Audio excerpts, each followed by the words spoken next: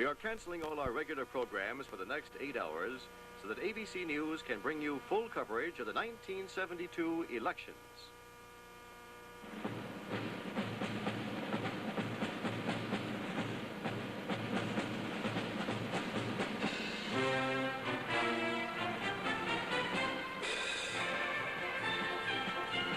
ABC News presents complete nationwide coverage of tonight's Election 72. Brought to you by J.C. Penney. Tomorrow morning, our 1,700 stores and our catalog will be waiting to help you find what you're looking for.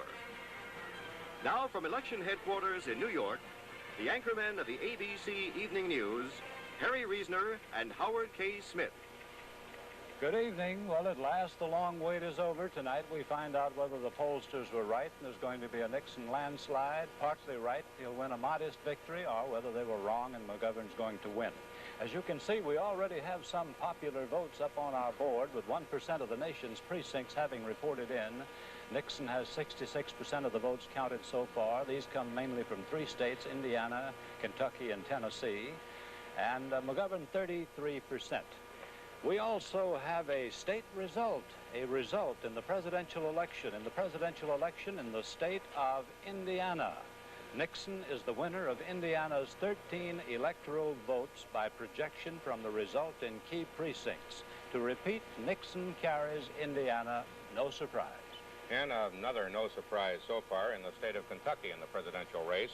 President ABC News projects that Nixon will win that state. With 48% of the precincts reported, actually he has 65% of the vote. He carried it in 1968, but by a much smaller margin, and of course that's because there was George Wallace there. One of the things we'll be doing in tonight's coverage of the elections is to keep a kind of running total of electoral votes. And since Mr. Nixon has won Indiana and Kentucky, according to ABC News projection, he has won 22 of the magic figure of 270. Mr. McGovern has won none and would not be expected to in these early reports, which come from Nixon states. I suppose we should explain what we're talking about when we say projections. I think we better, because we're going to be projecting fast and a lot in many states in the next hour and a half to 2 hours. Throughout the evening, we'll use that word projections, and we'll use it in respect to Senate and governor races, as well as projections on how the states vote for the presidency. These determinations are made by political experts at our decision desk. Their goal is speed and accuracy, but with a heavy emphasis on accuracy. As in past elections, our policy tonight will be to wait until the polls are closed in a state before we make any projected results for that state. We'll project the presidential winner whenever the total number of projected electoral votes passes 270, whether all the polls are closed or not. That will happen after 8 o'clock here in the East, when many of the polls will be closed. There's no evidence whatever that projections have any effect on people who've not yet voted, but by waiting until the polls close, we can be absolutely sure we're reporting the results and not influencing them. We will not make projections for the House of Representatives. Those apparent winners will be determined by the raw vote. Now, I would like to call your attention to the presidential race, the raw vote, not the projection. We have projected that Indiana has been won by President Nixon, but here's the way the raw vote looks in the presidential race in Indiana. In the presidential race in Indiana, President Nixon leads, as you can see by the figures there. Only 12% of the precincts are in, but they include our key precincts, which tell us that Nixon's going to win. Now for one close race in the Senate in the state of Kentucky. In the state of Kentucky, it's been a ding-dong race all of this short evening so far between Democrat Walter Huddleston and Republican Louis Nunn. Each has 50%, and that's the way it's gone, and it may go that way all the way through the evening.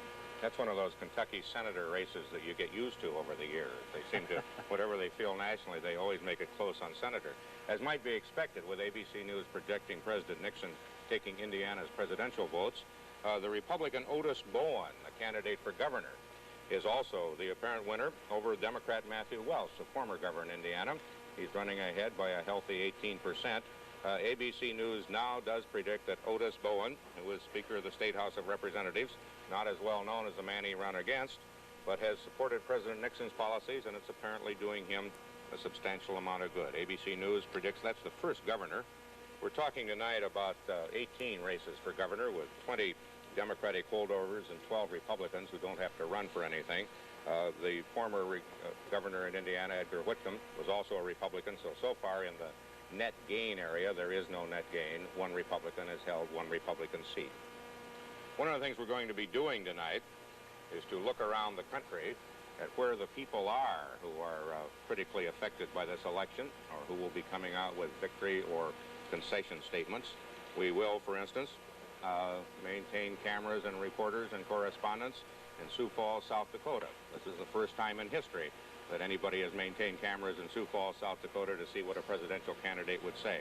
This is where George McGovern is spending the evening. He voted earlier today in Mitchell, which is his nominal home, but Sioux Falls is the biggest town in South Dakota. And this is the place where the victory celebrations or the concession statement will come. Sooner or later, we'll also be at the Shoreham Hotel in New York, where President Nixon, who is watching television after a family dinner in the White House, will go to make his victory or concession statement. And we will also go to some of the places that are not national, but which are very fascinating. In West Virginia, where John D. Rockefeller IV is running for governor on the Democratic ticket. This is where he'll be, and he's not far from the governor's mansion, where Governor Archie Moore, a Republican governor and who's an unusual situation for West Virginia, is trying to hold off his challenge.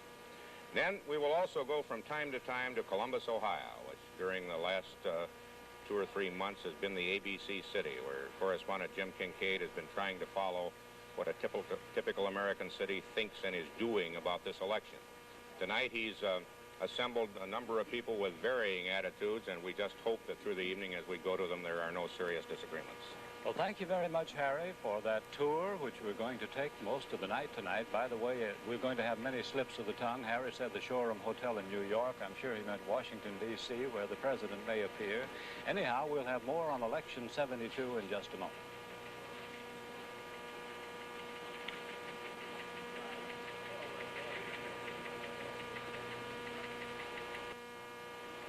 This has been a peculiar election campaign. The prediction was for apathy. In fact, they say more people are turning out than ever before. There's been a heavy turnout in many places in spite of bad weather. It's been a peculiar election because all the pollsters have agreed that Richard Nixon's going to win a remarkable landslide. Harry, from what you've seen, do you believe the pollsters are going to prove right? Well, we've certainly seen nothing in what Mr. McGovern called the only poll that counts and what President Nixon called the only poll that counts. We've certainly seen nothing so far to indicate that they're wrong. We have not seen the cases that are regarded as close. Kentucky, Indiana were expected to go heavily for Nixon. They already have, and this year with George Wallace not there, they assumed they would go heavier. They have. I think all you can say so far is something negative, which is no evidence of a major upset. Well, I hate to be conventional, but I think the pollsters just can't be that wrong. Their methods are so sophisticated now.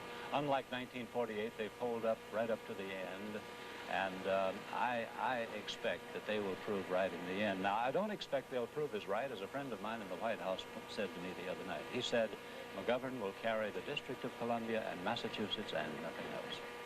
Well, some people say he won't even carry Massachusetts. The polls were about 5 or 6% wrong in 1948. They allow that kind of a percentage of error now, and they would have to be, the major polls would have to be somewhere from 20 to 30% wrong this year to have that same kind of thing. One initial bit of evidence that they probably are right is that our early indications from our key precincts in Ohio, which is one of the states that George McGovern would have hoped to pull an upset in, is that so far Nixon is running very well, cutting across all boundaries in the state, including some areas that are historically Democratic. I think perhaps it's time that we got a reading from the two correspondents who are following the two candidates. And I suggest that we go first, in view of what has happened, to Frank Reynolds, who's out in Sioux Falls, South Dakota. Frank? Yes, well, Harry, we're making history tonight by having television cameras here in Sioux Falls, South Dakota. We're making it right at this moment because there are two network correspondents about 5 yards apart, both reporting to the nation on the situation in Senator McGovern's hotel headquarters. The last time I saw the senator, just a couple of hours ago, he seemed remarkably serene, not at all like a man who believes in the polls. He mentioned last night that he kind of hoped that when people got into the privacy of the polling place, that they would be afflicted with a sort of spiritual seizure and would think things over and then, of course, go his way.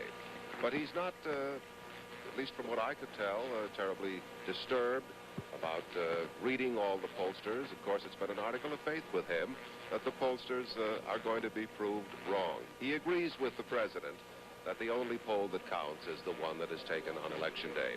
I think the bottom line on Senator McGovern and his attitude tonight is that he is at peace with himself. He has worked very, very hard. Yesterday, for example, he traveled more than 4,000 miles in quest of votes, trying to get his message across. I think he's satisfied that he's done all that he could do, and now he just waits for the American people to tell him what the result will be. That's the story here at the McGovern headquarters, or the McGovern Hotel in Sioux Falls, South Dakota. Now to Tom Jarrell at the White House. Even though the Nixons obviously are very confident of election, the president is still taking a very cautious, measured approach. He had virtually nothing to say to reporters today, both as he voted, as he left El Toro Marine Station in California, and also on board his plane flying here from California. Reporters asked his spokesman, Ron Ziegler, about the latest on Vietnam, and Ziegler didn't want to be drawn into any controversy there. About the most information he could get was that the president had cottage cheese, his standard lunch on board flying here. The Nixons with their family are having dinner tonight here at the White House. Spokesmen don't expect them to go over to the victory celebration, probably until the polls close in California, and that would be about 3 hours from now at about 11 o'clock. Until then, there's a very quiet attitude here. A number of the aides are sitting around their offices, mostly watching television, and so far there's no attitude of great victory or great expectation, just sort of a standard working night here at the White House. This is Tom Jarrell, ABC News at the White House. We have, as you know, ABC News has projected President Nixon, the winner of the electoral votes in Kentucky and Indiana. We're also beginning to get some meaningful popular votes, plus some meaningful analysis on some rather major states. For instance, the presidential race in the state of Ohio. There are only 1% of the precincts so far reporting, but Mr. Nixon's lead is 67 to 32, which is a little bit more than 2 to 1, a little bit more than double. And our indications from ABC's key precincts is that he is running strongly all through the state, that this is not just some particular area where Republicans have always won well. The same thing in the state of Tennessee, which is 10 electoral votes, and with 17% of the precincts in, Mr. Nixon is holding an almost unbelievable lead of 70%. In 1968, he took the state, but with only 37%. He almost split it with Governor Wallace, with Senator Humphrey, the third runner. I suppose nobody has ever taken the state of Tennessee by 70% vote. It would be a big surprise. But Nixon, Tennessee is one of the 2 southern states where Nixon carried the South in spite of Wallace and Humphrey, the Democrat, in the last election, 1968, 4 years ago. I expect he will carry it quite easily. I suspect that would indicate also something for Howard Baker's success this year, too, that Tennessee, which went Republican in 1970, is maybe swinging that way. But the more important of the 2 states you mentioned, Ohio, is another one Nixon has always won, and Republicans say they expect to double the majority they got in 1968 in Ohio. Nixon beat Kennedy in Ohio in 1960. He beat Humphrey and Wallace in Ohio in 68.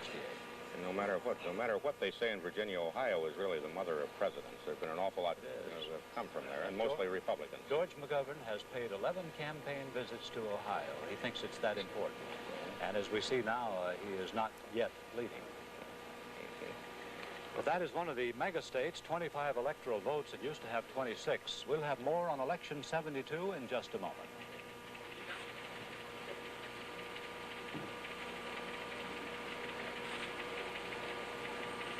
Let's go on now and take a look at some of the other Senate races, which the experts thought were too close to call going in today, a real battleground for Republican control of the Senate. First in Kentucky, where a former governor, Louis Nunn, a Republican, is facing Walter D. Huddleston.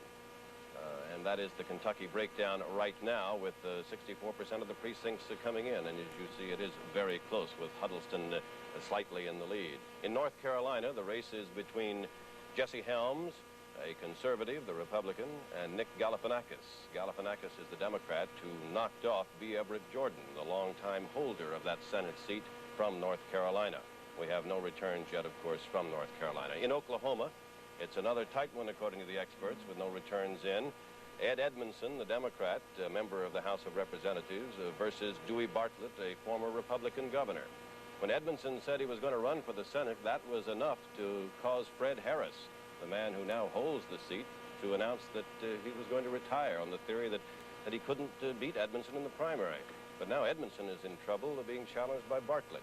In South Dakota, the race is between James Abourezk, a Democratic member of the U.S. House of Representatives, and Robert Hirsch, his Republican challenger. Nothing, of course, yet from Senator McGovern's home state. The polls have not closed there. In Idaho, another close one, according to the pollsters. James McClure, a Republican, a member of the House of Representatives, U.S. House, versus William Davis. And those percentages that you see now obviously are wrong, since we have no precincts reporting yet from Idaho. In New Mexico, another tight race was forecast. Pete Domenici, a Republican from Albuquerque, who used to be the city manager there, versus Jack Daniels, an insurance salesman from Hobbs, New Mexico. Daniels is a very wealthy man, apparently over $1 million by his own estimate, his net worth. And he's running against Domenici in what at once was thought to be a seat the Republicans could pick up. Clinton Anderson is retiring. He served for 4 terms as a Democratic member of the U.S. Senate from New Mexico, but he's ailing and he's retiring. We have a projection now. ABC's decision desk projects that in the state of Georgia, President Nixon will win the 12 electoral votes from Georgia, which means that at the moment, the president is getting 80% of the vote there, as you see, which is no surprise. At the moment, the president has 41 electoral votes total, as far as our ABC projections go here in New York tonight. Our projections helped out, of course, by the League of Women Voters and their members who have fanned out across the country in the key precincts to help us bring you accurate and fast information on these states. Going back to Georgia, there is a Senate race there. The size of the president's margin is interesting. We're going to have to look for a coattail effect and see if it helps in Georgia. Helps Fletcher Thompson, the Republican, running against a man named Sam Nunn, not to be confused with Louis Nunn from Kentucky. Maybe Thompson could be pulled in as a Republican from Georgia if the president's coattails are large enough. We'll be back with more of ABC's Election 72 coverage following station identification.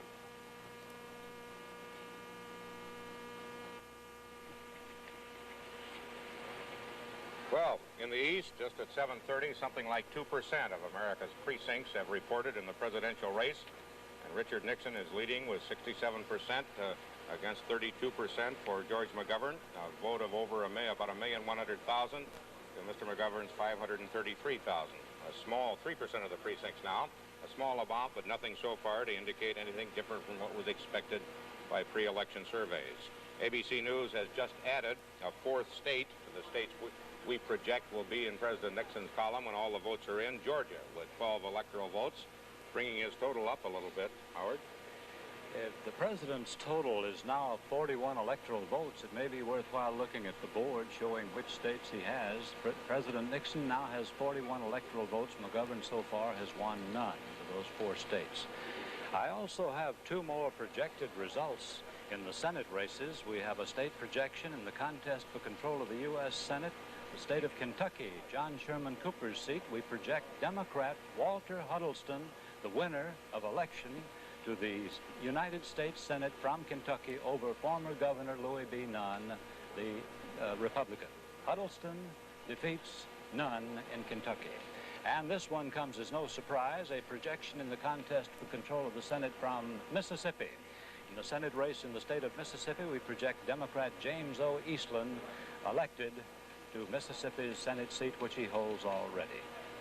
The states so far that President Nixon has been credited with by ABC News as projected victories are not surprises, but they are interesting because in each case he's been running at least as close as the polls said he would, at least as far ahead, and probably a good deal higher. Indiana, a traditional Republican state when it comes to voting for the president. Kentucky, which has been turning Republican. Mississippi was 7 electoral votes, and Georgia, which are Nixon country this year, just as they were Wallace country in 1968. And in each case, because of the absence of George Wallace, the Nixon vote is a good deal higher. In Kentucky, with 48% of the precincts reported, he was getting 65% of the votes. In 1968, he took it, but with only 43%. Mr. Humphrey behind him with 37%, and George Wallace taking the 18% that apparently went almost entirely to him this time. We also have one gubernatorial projection in Indiana, which went Republican in the presidential race. It has also elected a Republican governor, Otis Bowen. Governor Edgar Whitcomb there could not succeed himself, also a Republican, so far no change in the national lineup of governors. Some of the states that we have no results on, definitive enough to project, are still being very interesting. In Ohio, according to the early reports from ABC's key precincts, the precincts that should show how Ohio is going through the evening, Mr. Nixon is running very well, and he's running very well generally, with no particular pad in the areas which are traditionally Republican. And in Florida, Mr. Nixon is far ahead statewide, even leading substantially in Dade County, the area around Miami where Senator McGovern would be believed to have his major strength. Harry, we have a projected result in the contest for control of the U.S. Senate, this time from Georgia. In the Senate race in the state of Georgia, we project Democrat Sam Nunn, the victor, for Georgia's seat in the United States Senate over Republican Congressman Fletcher Thompson. Though only 1% of the votes are in, that is our projection that Nunn has won. The Democrats have now won 3 Senate seats. The Republicans have so far won none. And we'll have more on Election 72 in just a moment.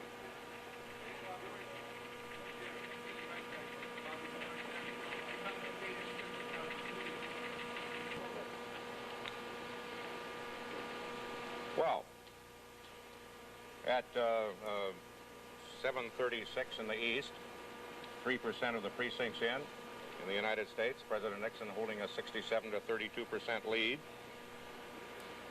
President Nixon has won 4 states, Indiana, Kentucky, Mississippi, and Georgia. The Senate and the race for the governor is going about so far as expected. Wouldn't you say, Howard? Yes, Harry, a while ago we were talking about polls. I've looked up the 1948 results of the polls. I'm sure he won't like my reminding the world of it, but Elmo Roper's organization was 19% off in 1948, and George Gallup was off 9% in 1948. Mr. Gallup in his current releases makes it look like it was about 5 or 6%. Well, it was 5 or 6%, but then from Truman victory, but then Truman won by the additional percent that made it 9%, so it was pretty bad. But they have improved their methods. I wonder how much effect they have on the voters. Well, the old question is whether they start a stampede or whether they merely catch on the tails of a stampede. We have Tully Plesser standing by in Providence, Rhode Island, with ABC News correspondent Lem Tucker. Tully is an experienced pollster, and like most pollsters, I think they probably make their living finding out things about how people think between elections, so they are not real politicians. Would that be a fair statement? I'd say that's partly fair. Mr. Plesser, a few moments ago, you were talking about the reverse coattail effect. Wait, I got it. The president. You want to go into that some more?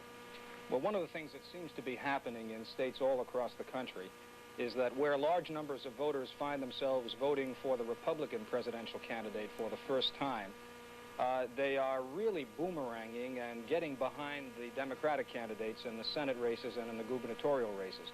It's almost as if they feel that there's some penance due. They have to make up for the fact that they're voting Republican, and so they're getting back into their regular organizational voting and voting Democrat in the other races. We see it already in the Georgia contest and in the Kentucky contest, where the president is running far ahead of Senator McGovern, and yet the opposite is the outcome in the Senate races. That is, above average vote for the Democratic candidates.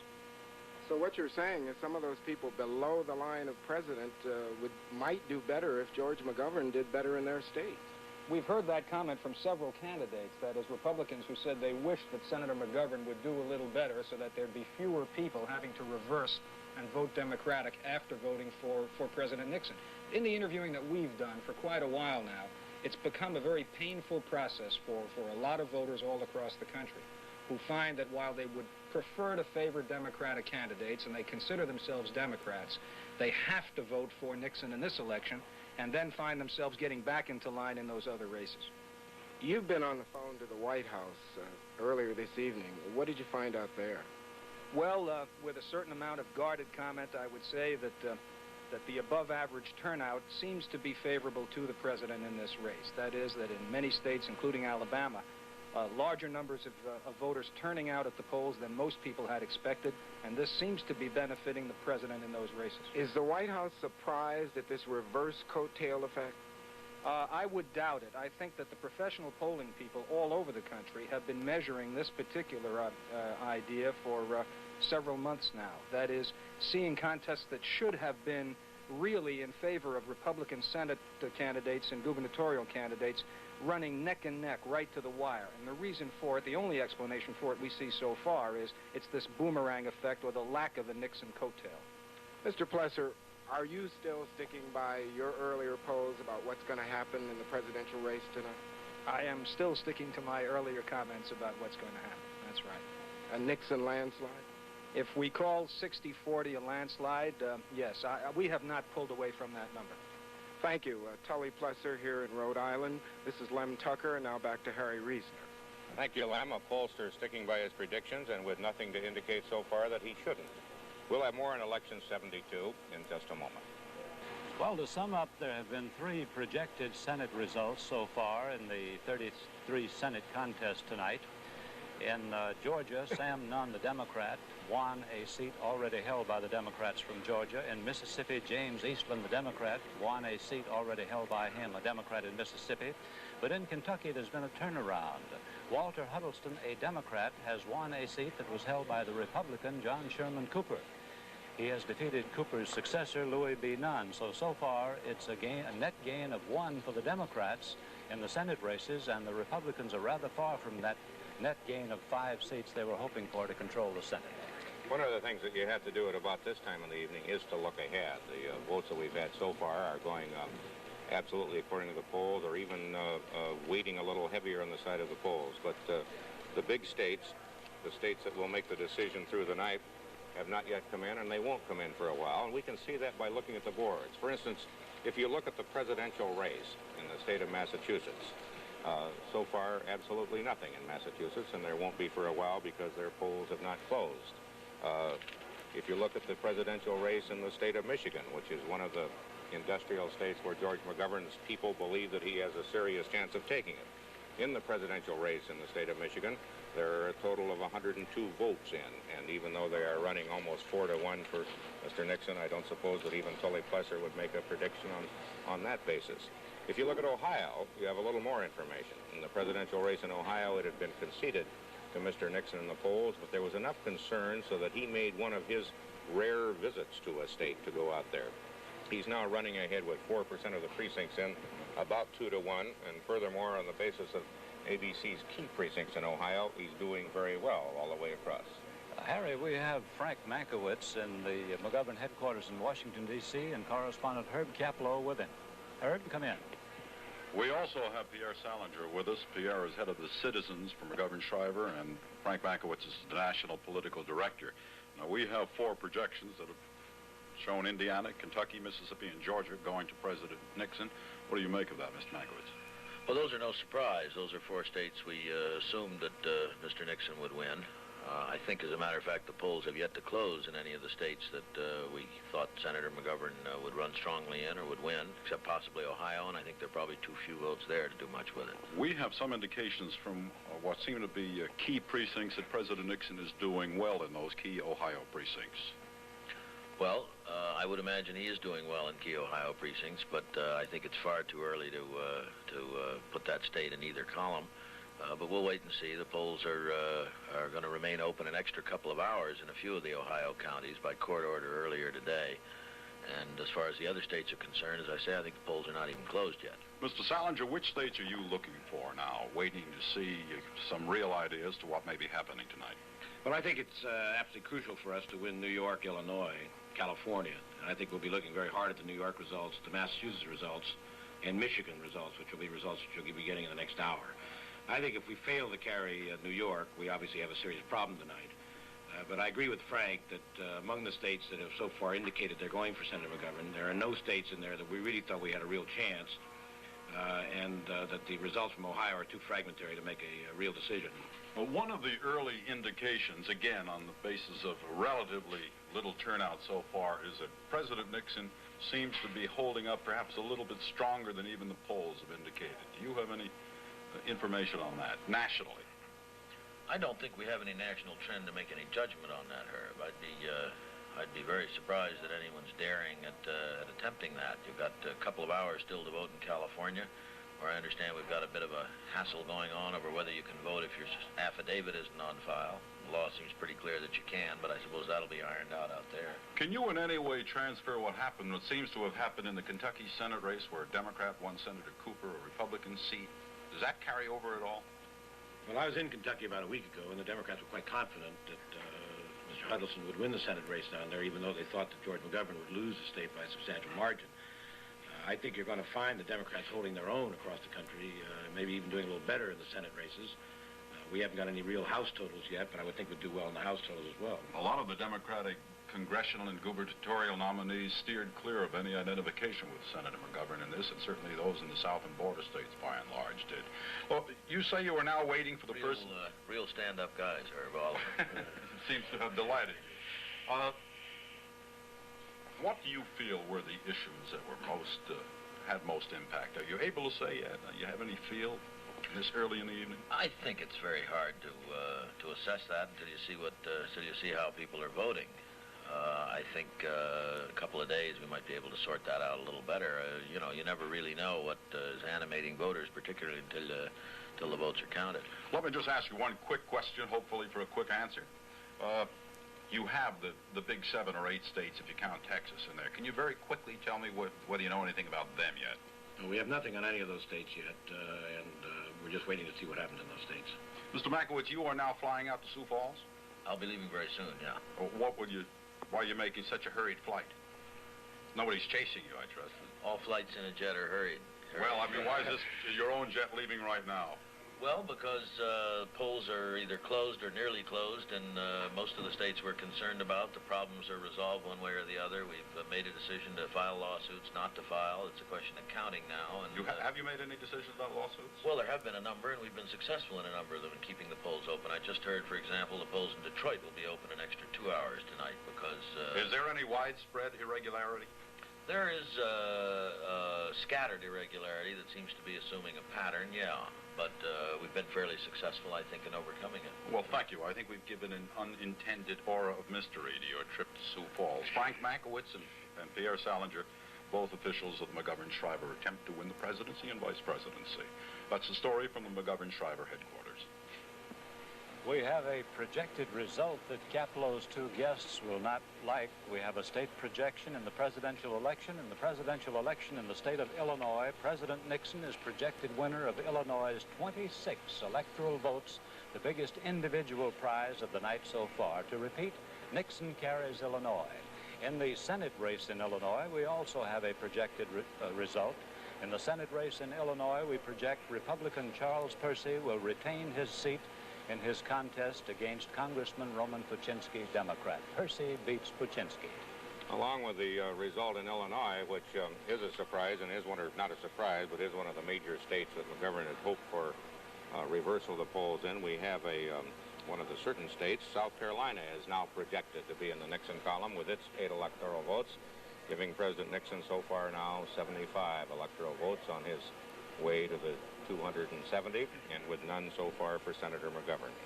Harry, let's take a look at the recap board for the electoral vote, which is the one that counts. Popular vote is popular, but electoral vote counts. President Nixon now has 75 electoral votes so far. Senator McGovern has nothing.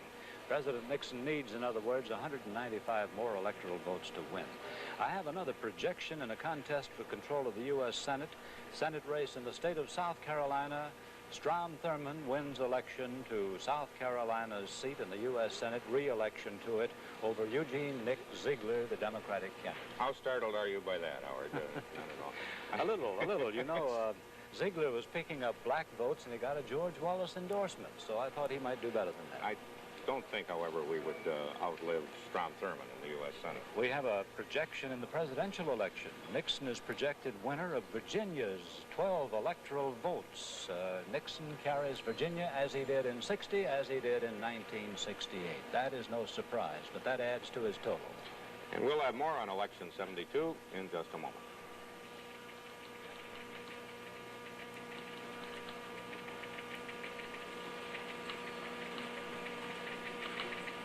Getting on toward 8 o'clock in the east, and with the states whose polls have closed so far, ABC News has been able to project that Richard Nixon is the winner in 7 states. In popular vote in the presidency, 4% of the precincts in this country have now reported, and Mr. Nixon is holding a steady 67% to 32% for George McGovern, about 1,700,000 to 820,000. Only one of the states so far a real surprise, would you say, Howard? Not a surprise, really significant. Matters, yes. Illinois with 26 electoral votes. And all the other states, Indiana, Kentucky, Mississippi, Illinois, South Carolina, and Virginia, were expected. Mr. Nixon with 1,757,000 votes at the moment. Senator McGovern with 828,773. That's the national popular vote in a good many areas where there's very little popular vote yet recorded. Because of ABC's key precincts, ABC News has been able to project the winners, which is why we are now able to say that Richard Nixon has 87 electoral votes to none for George McGovern. It's so far not a surprising night, and not a good night for Frank Mankiewicz and Peter Salinger, we just saw on the TV. More on Election 72 in just a moment.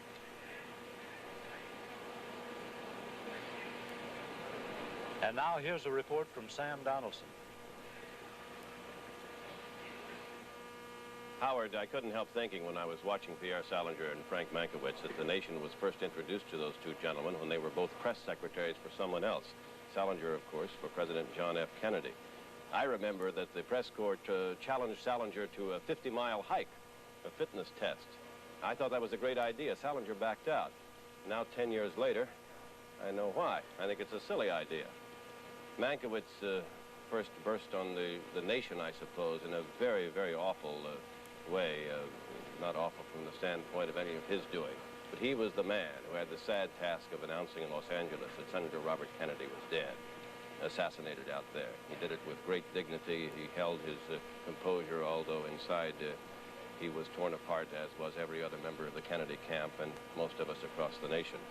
Mankiewicz and Salinger, still two old political pros, still working for Democratic candidates.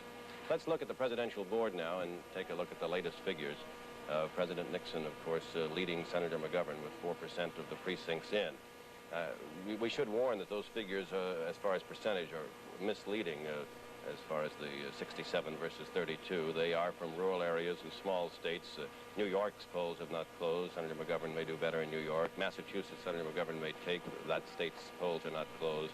The big cities, Philadelphia, Chicago, they have yet to report. You see another couple of people on that list. John Schmitz, the American Party, and Buck of the People's Party. John Schmitz is the man who is running in place of George Wallace. He's running on the party that George Wallace founded 4 years ago. Wallace got 13.5% of the votes. Schmitz probably will not get that. He's not on enough ballots in enough states, and he hasn't, of course, waged the campaign that Wallace was able to wage. Schmitz's slogan, incidentally, he says can be summed up this way, that we ought not to get into a war that we do not intend to win, and that people who work ought to live better than people who don't. There are other parts of the platform, though, of the American Independent Party that Schmitz heads.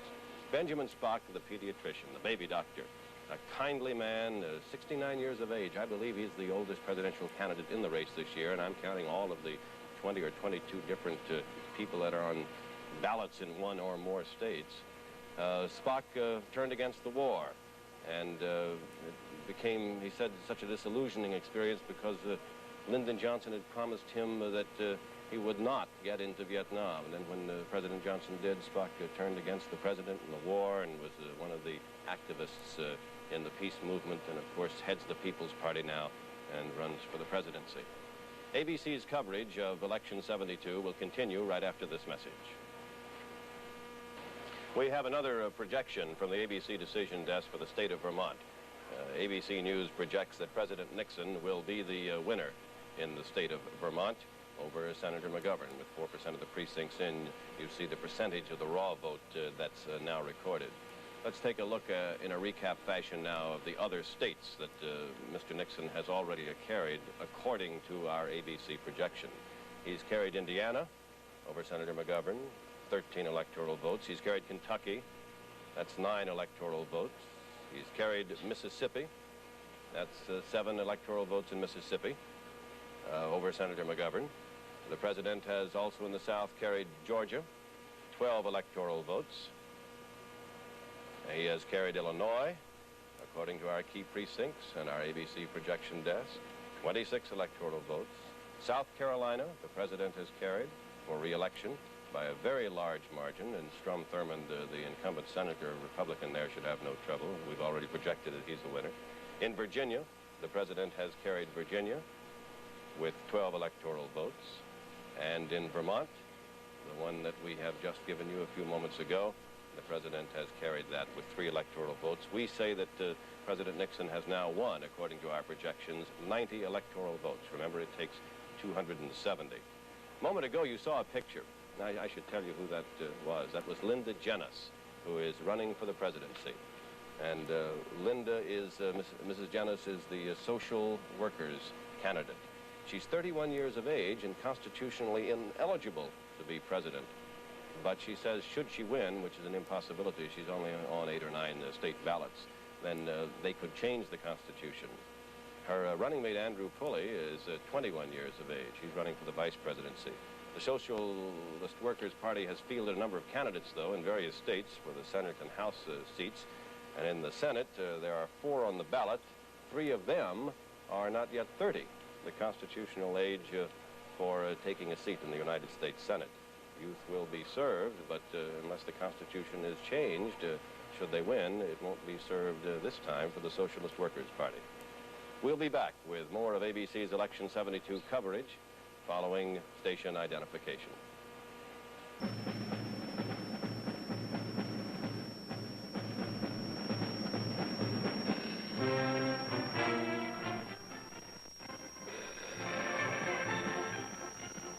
ABC News presents complete nationwide coverage of tonight's Election 72. Brought to you by Ford and your Ford dealers. See all the better ideas for 73 at your Ford dealers. Now from election headquarters in New York, the anchormen of the ABC Evening News, Harry Reasoner and Howard K. Smith. I think we should remind you that you can still vote in most of the states of the Union if you go and hurry. It's not too late to vote, even though we're getting results in those states where polls have closed. I would like to show you what the popular vote looks like now.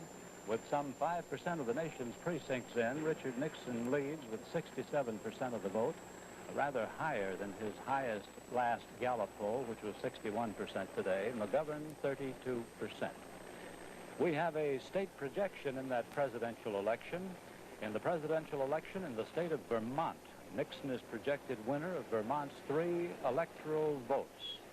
No surprise, Vermont's voted Democratic only once in 100 years. Repeating, Nixon carries Vermont. We have 2 other projections in the presidential race, Howard, and one of them is a key state, Florida, with 17 electoral votes. ABC News now projects will be in President Nixon's column. He's running with 22% of the precinct reporting. He's running with about 75% of the vote, as opposed to the 41% of the vote he got in Florida in 1968 when George Wallace was in it.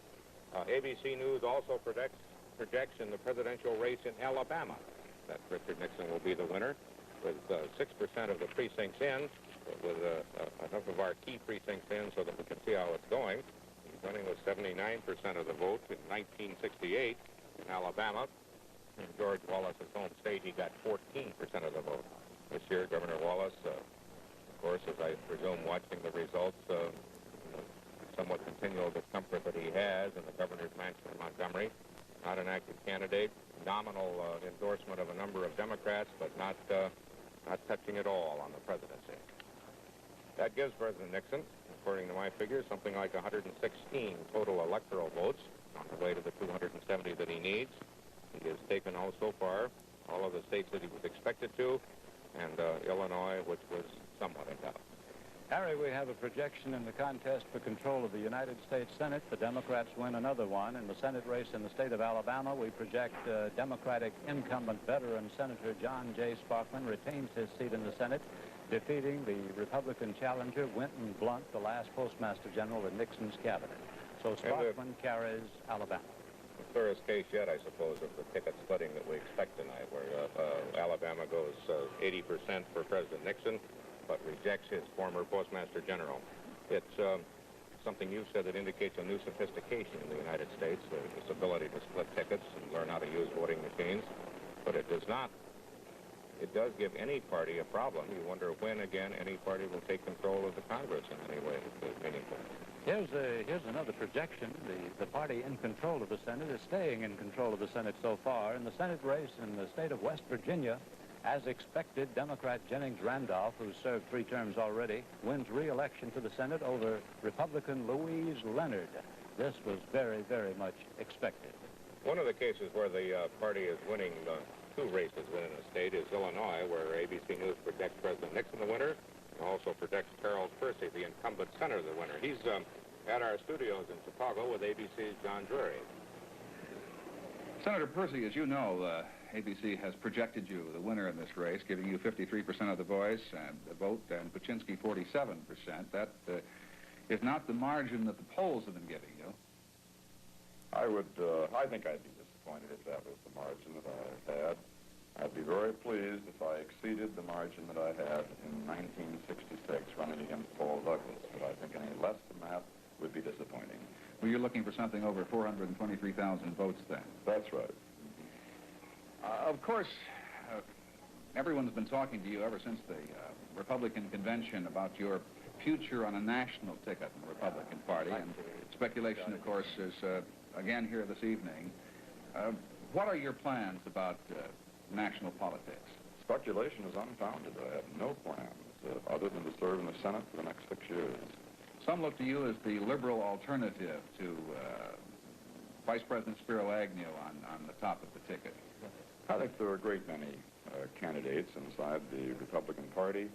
I can look to my good friend Bob Taft in Ohio, who's done an outstanding job, with Howard Baker in Tennessee, any number of colleagues across the country. I'm very proud of the quality of the men that we have now in the governorships, in the Senate, and the House on the Republican side.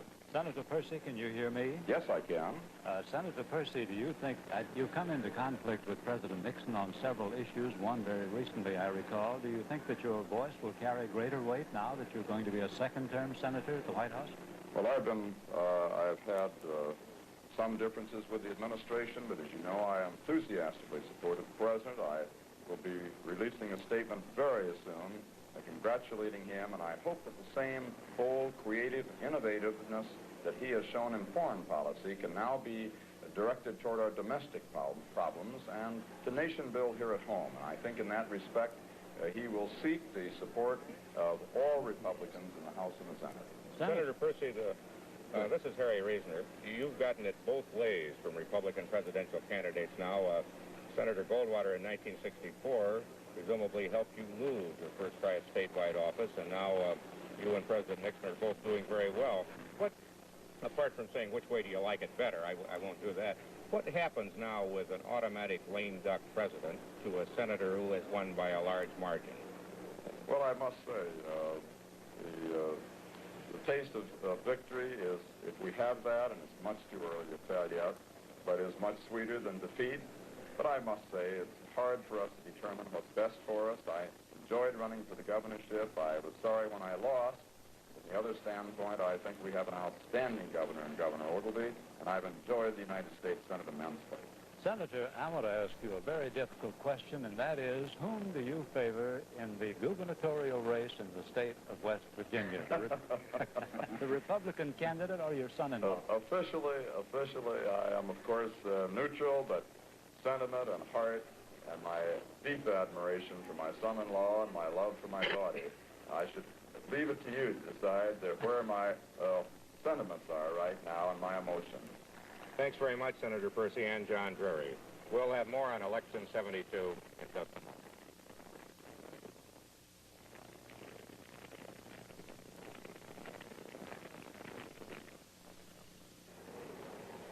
So far, at roughly 10 minutes after 8 in the East, the election is going about the way the polls thought it would. President Nixon running ahead in popular vote about 2-1.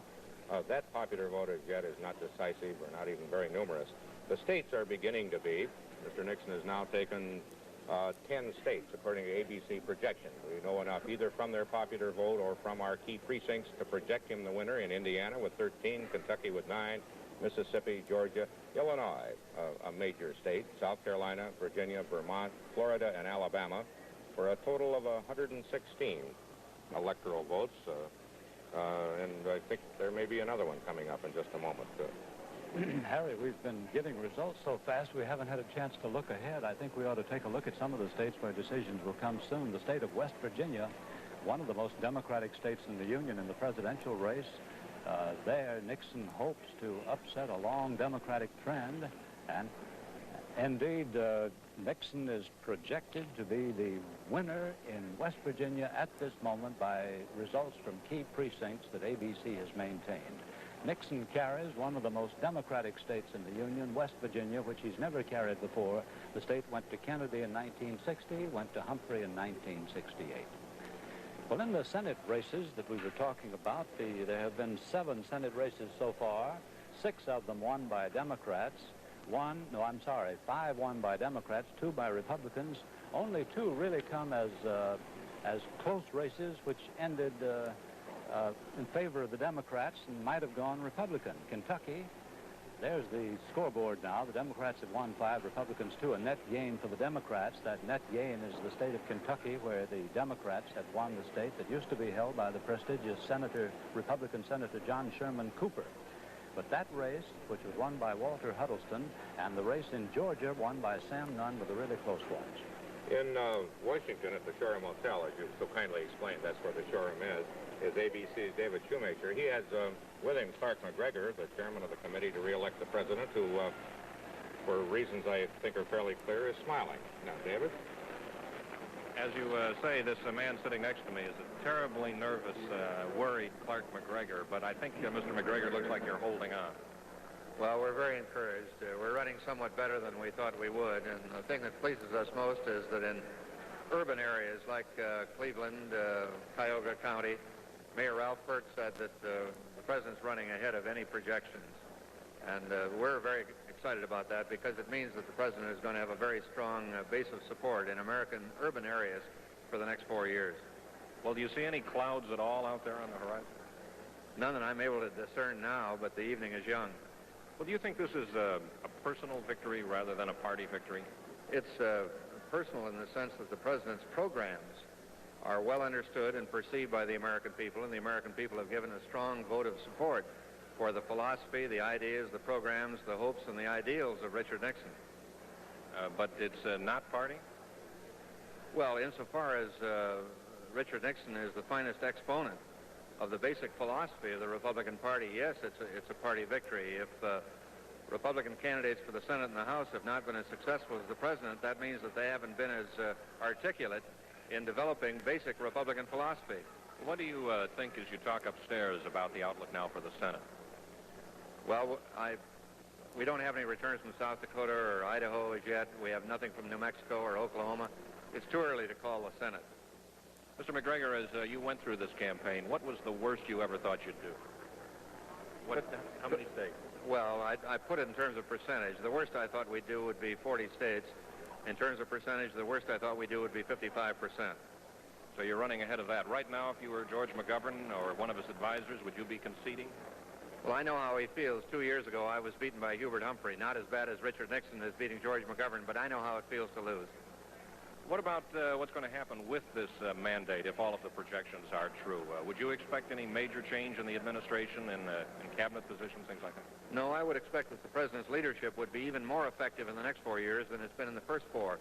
In dealing with foreign governments, particularly in Moscow and Peking, the vote of approval that the president has received will strengthen his hand. He'll also be much more effective with Congress as a 60 or 61 or 62 or 3% president than he was as a 43.4% president.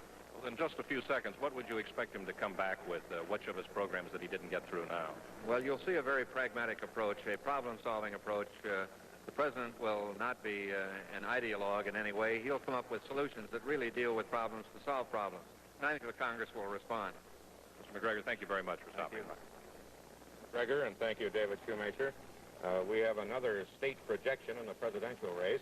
ABC News projects that in the race in North Carolina, President Nixon will get North Carolina, and it's 13 votes. Very few precincts have reported in the popular vote, but we have enough of our key precincts to judge that he will take the state, giving him a total now of 135 electoral votes. 135, Harry, is 1/2 of 270. Nixon's halfway there now with that. We'd like to take a look at the Senate race in North Carolina. We just projected the victory for Nixon in the presidential race, but in the Senate race, it's not yet we're not yet able to call it, and the Democrat, Nick Galifianakis, is ahead of the Republican, Jesse Helms, the radio and television commentator. Howard, we'll have more on Election 72 in just a moment.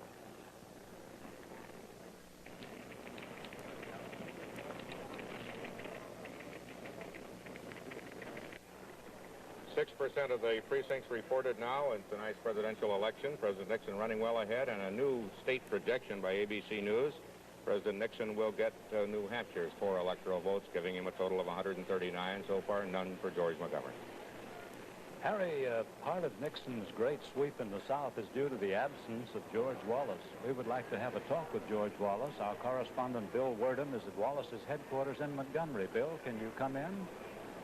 Yes, Howard. I have the governor with me here now. He's been watching the returns with his family and aides here in the mansion in Montgomery. Governor Wallace, electoral college votes seem to indicate that the president is about halfway home. Do you have any reaction this early in the evening to the way it is going? Well, the polls predicted this, although the eastern seaboard states are still voting, and of course in the far west. And it's a little bit early to make any statement about it, other than it's going about like I thought. In this particular part of the country, here in Alabama, of course, Mr. Nixon is leading. Governor, how does it feel this time around, after so many other elections, to be sitting, as it were, on the sidelines watching the game being played to conclusion? Well, I haven't been actively involved in the presidential campaign, of course, but I've had plenty of visitors who have been very interested in the presidential campaign, that is, visitors from both national parties. And I enjoyed my involvement in 1968, and I do feel that many of the issues that the people of Alabama and that I talked about in 1968 are now being talked about by President Nixon and Senator McGovern. And I do feel that that's an indication that the people of this country are moving toward the position that we thought was the correct position on many issues all the time. I wish I could have been a little more involved, but of course my involvement was cut short last May. Governor, can you hear me? This is Howard Smith in New York. Yes, sir, Mr. Smith, I can hear you. Well, sir, I would like to ask you something I'm puzzled about. You and John Sparkman, the senator from Alabama, have never been very close, but you did endorse him in this race. Why didn't you endorse more candidates in the election? Well, you mean in Alabama or throughout the country? Throughout the South, especially. Well, there were a number that I did endorse throughout the South, and Senator Sparkman hasn't been all that far aloof from me, if that's what you're trying to bring about. But I did support Senator Sparkman, and I believe he's going to be elected here in Alabama. Of course, Mr. Blunt's a very fine man, but he's never supported our efforts either, although Senator Sparkman has been more friendly to me than you've indicated. Governor Wallace, this is Harry Reasoner. Can you hear me? Yes, sir, Mr. Reasoner. Governor, what happens to the Democratic Party now if this goes on through the evening the way it's going now? Well, if it goes on through the evening, as I said, it's a little early. But if it goes on through the evening, it means that the great Democratic Party of the past, in my judgment, will come back. But it will come back with those who have expressed the viewpoints that I have represented. That is, if you recall, I think that the Republican Party this time adopted in its platform almost every single item rejected at the Democratic convention, and it means that the average citizen who used to be in control of the party is going to take it back over. But that, of course, remains to be seen. We haven't seen all the votes in yet. Thank you very much, Governor Wallace and Bill Werdum. On the West Coast is the man carrying the banner of the party that was founded for George Wallace in 1968, the American Party, John Smits, with ABC's Dick Shoemaker. Congressman Smits, it seems to me at this point that where is the American Party going to go from here? You're not going to get perhaps just a fraction of the votes that George Wallace did in 1968. Well, how do you know? About 1%. I haven't even seen any returns in this. But it apparently seems like about no, they haven't 1%. They haven't had anything on us. They've had Richard Nixon and George McGovern. It's the same way as all year long. It's the same way you've treated us. And ABC and NBC and CBS have treated us the same way all year long. They've treated this campaign as if it's a campaign between two people. Richard Nixon, the man who broke virtually every campaign promise he made, or George McGovern, the man who, if elected, we'd only hope and pray that he would break every campaign promise he made. And now you come in, the day of the election, you come and invite me on. You say, where you been all year? That's not true, Congressman. Oh, come on, you had me on. We've covered your campaign, and I have covered it. I've heard you speaking in Long Beach. I've heard you speaking at UCLA. Yeah, you've heard me. We have put stories about you on the air. No, you. But the question is, where does the American Party... me, but it ended up on the cutting room floor, and I'll ask all your viewers out there, how often have you seen me on ABC? That's not true, Congressman. Let me ask you this question. Isn't it funny they come now the day of the election? How come you're not doing so well, Congressman? You know, we've frozen you off for 3 months now. How come you're not doing well? Where is the American Party going from this point? Look, I'll tell you something. I have a lot better chance of winning this election than this country's got of surviving as a republic if someone like me doesn't win. Are you saying then that Richard Nixon is going to lead this republic to ruin?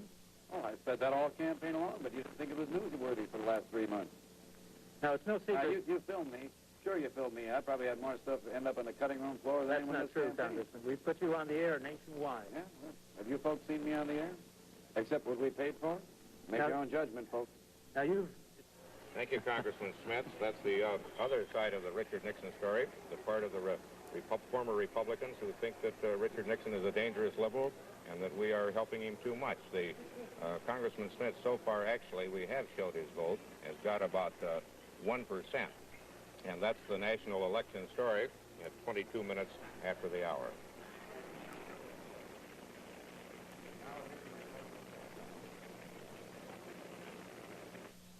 Harry, we have a projection now from the District of Columbia in the presidential race.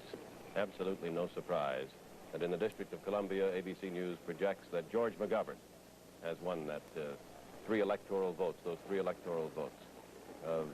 Those are the first three that we have projected for Senator McGovern this evening. The District of Columbia, of course, has gone Democratic since time immemorial. There are 18 governor's chairs up this time. Governors are not having an easy time of it these days, and one of the principal reasons is taxes. There is a taxpayers' revolt of sorts in almost every state in this country, and taxes may not have turned out to be one of the dividing issues in the presidential race this year, but it certainly is in some of the governor's races. Let's take a look at some of the races in the east and along the Atlantic seaboard, beginning with Delaware, where Governor Russell Peterson, the incumbent Republican, is being challenged by Sherman Tribbett. Peterson ahead with 1% of the precincts reporting. Peterson promised at first that he wouldn't raise taxes, but then discovered that he had to press for a tax increase, and Tribbett, of course, has used that as a campaign issue. In New Hampshire, the Republican incumbent lost in the primary, Walter Peterson. Again, taxes. The people who are challenging him in New Hampshire, Roger Crowley, a Democrat, and Meldrin Thompson, the Republican. Malcolm McLean, the mayor of Concord, is an independent. There you see with 6% of the precincts reporting what the votes are. Again, taxes the issue. In Rhode Island, the race for the governor's chair is between Herbert DeSimone and Philip Noel. DeSimone, a Republican. Taxes, once again, a big issue there. We have yet to hear from Rhode Island. In Vermont, we have two people who used to hold positions in the state house. Thomas Salmon, a Democrat, and Luther Hackett, a Republican, trying for the governorship. Hackett was the majority leader of the House at one time. Salmon was the minority leader of the House. As one wag put it, two has-beens are trying to become governor. That may be unkind and unfair. One of them, of course, will make it in Vermont. Those are just some of the governor's seats up tonight, and we'll take a look at some more in just a few moments. ABC's coverage of Election 72 will continue right after this message.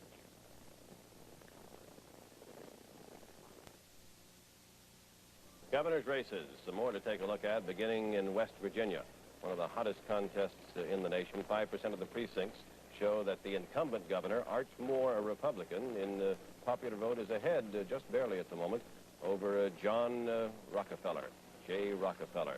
Many Democrats think that if young J. Rockefeller wins in West Virginia, he's on his way to bigger and better things. Maybe the presidency? You'll hear some talk about that.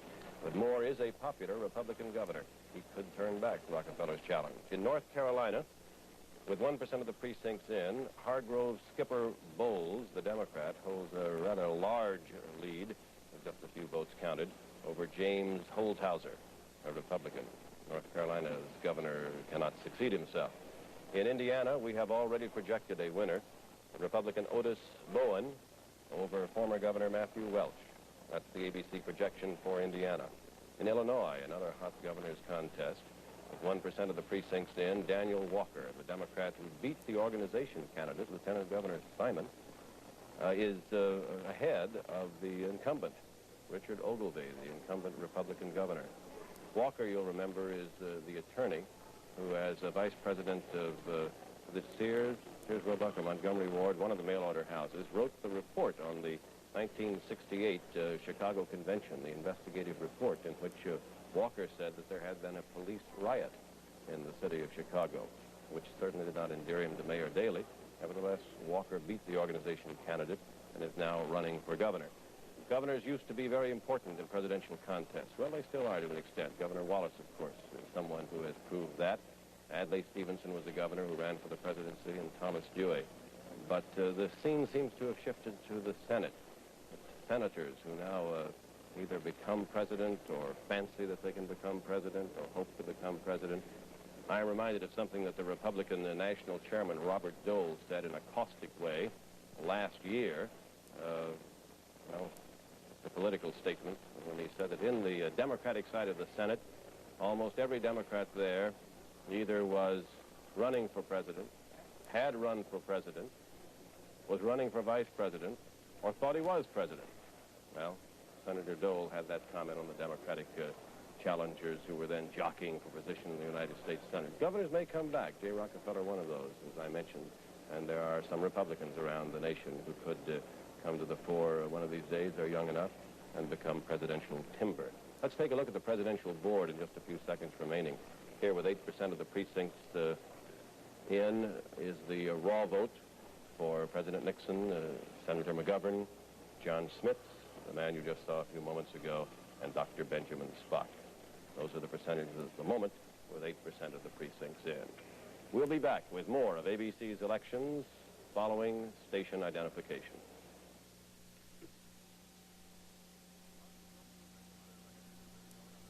Rosalind Russell and Douglas Fairbanks Jr. star on the Wednesday movie of the week tomorrow.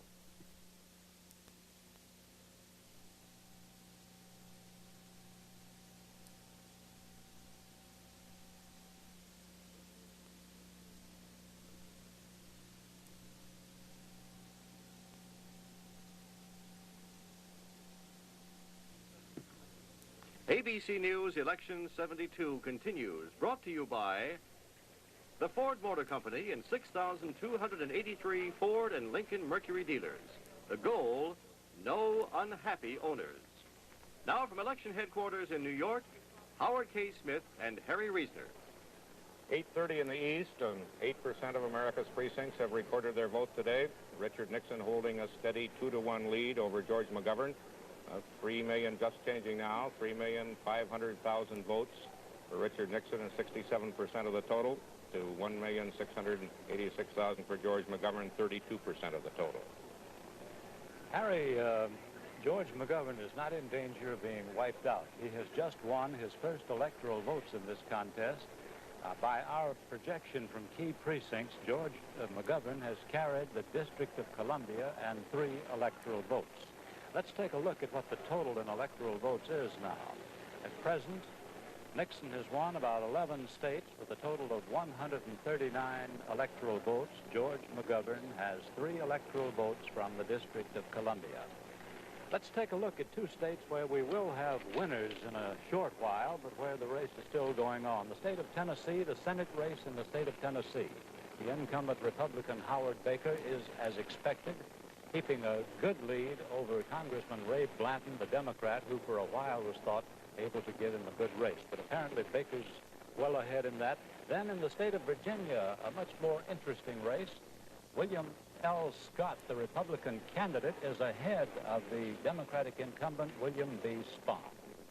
There are a couple of interesting races for governor that we're just beginning to get some results on. The way they count these votes, and particularly the way that we frequently look at key precincts, the gubernatorial races come in a little later in any given state. So far, we've projected only one winner in the gubernatorial column in Indiana, where President Nixon also got the state's electoral votes. One of the races that most fascinates people is West Virginia, where there are a couple of names involved. John D. Rockefeller IV, the son-in-law of Senator Charles Percy, and the grandnephew, I guess, or just nephew of Nelson Rockefeller in New York, and nephew of Winthrop Rockefeller, the next generation's Rockefeller name, is running against the Republican incumbent, Arch Moore, going for his second 4-year term. So far, Rockefeller is running behind. He's running 48% of the vote as against Governor Moore's 52% of the vote in the gubernatorial vote in West Virginia, but only about 6% of the precincts in. Rockefeller seems to be running very strongly in mining areas. One of his major planks is an absolute abolition of strip mining in the state. Governor Moore says that he is for controlled strip mining. And in the rest of the state, outside the mining areas, and actually in West Virginia, that's not an awful lot of the state, I guess, outside the mining areas, Moore is running very strongly. Not enough yet there to show how that's going to come out. It was figured as a neck-and-neck race. In North Carolina, the race is between Democrat Hargrove Bowles Jr. and Republican James Holshouser. The incumbent there, Robert Scott, cannot succeed himself. At the moment, only 1% of the precincts in. Bowles, the Democrat, is running well ahead of Holshouser, the Republican. Not enough to make any particular projection on. One of the clearest indications of what has been happening so far tonight comes out of a study of what we've learned how the vote went in Florida, where that is where, more clearly than any place else, is what happened to the George Wallace vote. It went 95%. The vote that George Wallace got in the primary went to Richard Nixon in the general election, which is why he was able to, why Mr. Nixon is running 3-1 over George McGovern in a state that for the South is regarded as mixed. It's very mixed indeed. Do you know that of the 14 men Florida sends to Congress, the Senate and the House, only 4 were born in Florida? All the others are immigrants. So the carpetbagger term could not be one of derision in Florida. No. In my own state, Connecticut, which is also regarded as mixed because of a lot of reasons, it's got all of the obnoxious commuters in Fairfield County. It's got some fairly rural areas. It's got some depressed industrial areas. We've got a look based on ABC's key precincts, which are not complete yet, but enough to tell us something. This is one of the states where a Democrat almost has to win. At least they usually have. So far, McGovern is carrying the city areas of Connecticut, but he's running behind on the rest of the state. He's carrying, when you speak about cities, you think of Hartford, which is not particularly industrial, and New Haven and Bridgeport, which are. The Democratic Party's in a state of disarray in Connecticut, is it not? Yes, it has been for a long time, except for Senator Abraham Ribicoff, who is not in a state of disarray. You've got one liberal Democratic senator, one liberal Republican senator, Lowell Weicker in Connecticut. There's no Senate race in Connecticut tonight. We'll have more on Election 72 in just a moment. I think we've been producing results so fast, it's good to look back on what has happened in the Senate races. In the Senate races, there have been 7 projected results so far. We're going to have a board showing the names of the states where, well, these are the Democratic winners so far. Huddleston, Kentucky, Eastland, Mississippi, Nunn, Georgia. Huddleston and Nunn are two almost surprises. They ran very close races. The others are not. And as for the Republicans, we don't need to put them up on a board. There are only two of them, Charles Percy of Illinois and Strom Thurmond of South Carolina. We spoke of the race in West Virginia, which is one of the night's glamour races, and I want to get to it in just a minute, just as soon as I say that we have another state projection in the presidential contest for Richard Nixon. ABC News projects that he will carry the state of Delaware with 3 electoral votes. We were talking about the glamour race in West Virginia with a man with the name of Rockefeller running as a Democrat for a change and as against an incumbent. And we'd like to hear a little bit more about exactly what is going on down there, beginning at Moore headquarters with ABC's Stephen Gear. Well, Harry, the glamour is on the other side of the camp. Governor Moore is a very popular governor. He's a Republican in a state that has a 2-to-1 Democratic registration, and he's had a good term. He's got the state on a solvent basis. There is a dispute between him and his opponent, Jay Rockefeller, over just whether or not strip mining should be done, and if so, how it should be done. But as I say, he's been popular. The problem is he's running against a man with a lot of money, a very famous name, and a great deal of what is an overworked word, charisma. Jay Rockefeller is giving him a very good run for the money, despite the fact that President Nixon is doing excellently in this state. And the fact is that despite it's a Democratic state, George McGovern has not been the man to succeed in West Virginia, or at least not to do very well. So the question is whether or not Governor Moore can overcome the charm and the money of Governor Rockefeller. That remains to be seen, we're told. The polls closed at 7:30, but there are a great many paper ballots in the state. The turnout has been heavy. Governor Moore is about 175 miles away from this headquarters in Charleston. He's at his home, and we do hope that he'll be coming down. We expect that he may if he wins. And now for the situation at the Rockefeller headquarters, let's hear from Ted Koppel. Quite literally in the shadow of West Virginia's handsome state capital is an almost obsessively modest frame house that serves as Jay Rockefeller's campaign headquarters. Rockefeller's biggest problem has been that he is such an ideal candidate for almost any national office.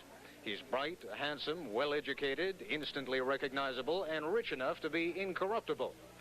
For all those reasons, he is subject to the same kind of skepticism here in West Virginia that might greet Julia Child if she applied for a job as a short-order cook at a truck stop. The question has haunted Jay Rockefeller since he began his gubernatorial campaign is whether he's using West Virginia as a stepping stone to some grander national office.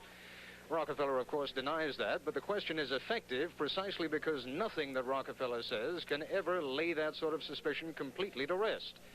Still, as a Democrat, Rockefeller has a 2-to-1 edge in voter registration. His promises to build 20,000 miles of secondary roads and to provide 50,000 new jobs have made quite an impact, and he seems to have won some support with his opposition to strip mining. At this hour, with only 1% of the vote tabulated, Rockefeller has a slight lead, 52 to 48%. But this is expected to be one of the closest gubernatorial races in the country. And that's the story from Rockefeller headquarters in Charleston, West Virginia. Ted Koppel, we have a presidential result in a neighboring state to West Virginia. In the state of Maryland, Nixon, by ABC News projection, has carried Maryland. Nixon lost Maryland in 1968, which was a great humiliation for Spiro Agnew, who was then governor of Maryland, but this tonight is Agnew's revenge. And the other vice presidential candidate, who is from Maryland, is going through what Mr. Agnew went in 1968. We have a projection also in Connecticut in the presidential race. ABC News projects that Mr. Nixon will hold and the lead he has got with 17% of the precinct reported and will take Connecticut's 8 electoral votes. Let's take a look now at how the electoral vote is going. We've had about 13 or 14 results now. With Maryland, they add up to 160 electoral votes for Nixon to 3 for McGovern. McGovern's 3 coming from the District of Columbia. We'll have more on Election 72 in just a moment.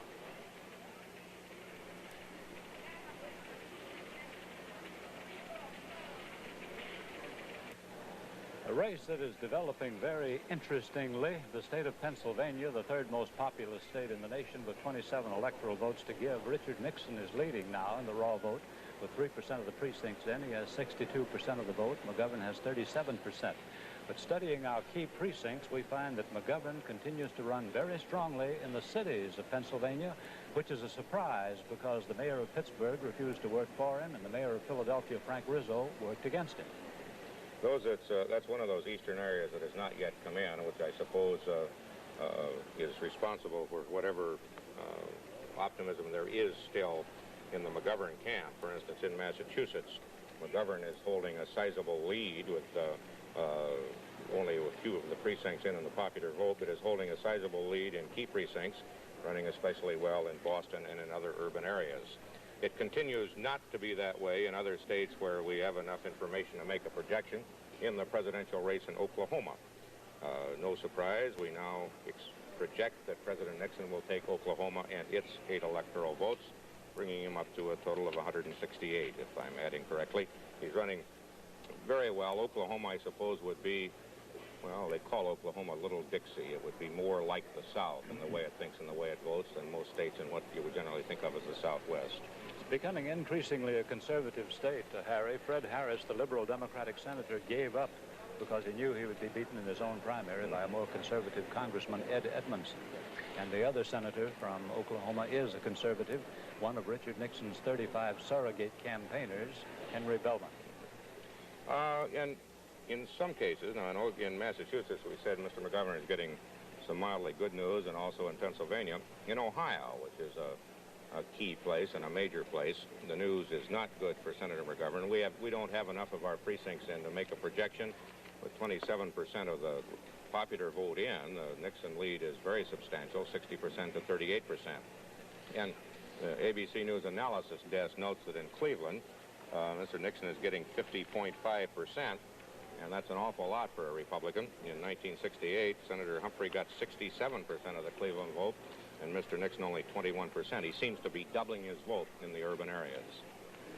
Harry, we want to take a look at the state of Michigan, one of the important states, 21 electoral votes to give. And there's a Senate race there that's very tight between Robert Griffin, the Republican incumbent, and the Attorney General of the state, the Democrat Frank J. Kelly. We have Mr. Kelly, I believe, in his headquarters now, and we want to talk to him and switch to Frank J. Kelly's headquarters, the Democratic candidate in Michigan. Frank Kelly, the Democratic candidate, has just arrived here at his headquarters, and your people, Mr. Kelly, have been quite happy about the court tonight. A couple more hours to the people of the polls in Detroit. Well, I think that it's justified in this case, Ben. As you know, this has been done previously in Ohio and California. Detroit this year had probably one of the longest, if not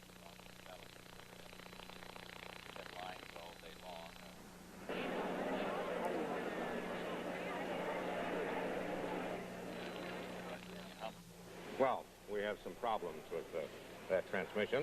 We'll have more on Election 72 in just a moment.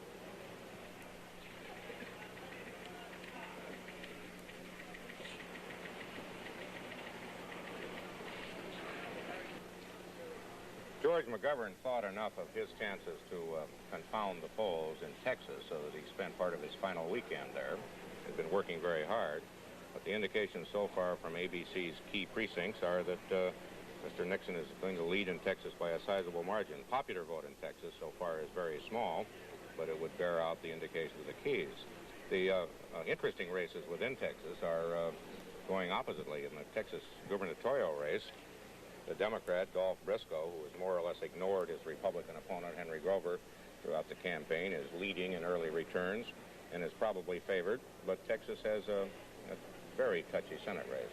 A very touchy Senate race indeed, a close one. John Tower is the incumbent Republican senator, but Tower's never really faced a strong opponent in his past 2 elections. Now he is facing one in a man called Barefoot Sanders, and that's not a nickname, that's his real name. He was LBJ's congressional aide and an assistant attorney general in the Justice Department. And curiously, in the raw vote at present, Tower is leading Sanders, but there's very little raw vote in. In our key precincts, Sanders has a sizable lead over Tower. So we can't predict that race yet, but Sanders looks good. Some people's favorite name in this election is Barefoot Sanders. My favorite name is Nick Galifianakis, who's running for the Senate in North Carolina and who is with Bill Matney and a small Galifianakis, I understand, right at this very moment. Hello, sir. Congressman Galifianakis, they're saying here in North Carolina that this perhaps could be one of the most important race in the history of the state. Certainly the resurgence of the Republican Party here in the state. In this century, there has not been a Republican senator elected, and now you're in a tough fight. Well, I think the fight may be described as such. We have had a good campaign. We have discussed substantive issues, issues which are important to the people of North Carolina, issues which are important to the people of the United States. We have a good organization of volunteers, basically people who are pouring out their hearts and their efforts to ensure that we win. I feel pretty good about it. As you see here, I've been joined by my son, whom I haven't seen in quite some time. This is one of the strains in running a hard-fought election. Well, it seems to me here in North Carolina, perhaps we do have the classic matchup of the coattails effect of President Nixon, who apparently is going to carry this state, and of course the Pennis vote that we've been speaking about earlier tonight. Just how badly has the McGovern identification hurt your campaign? Well, I think this has been a prime effort on the part of my opponent to not only identify, but over-identify me with McGovern. I think it was anticipated that the state of North Carolina would go as it seems to be going now.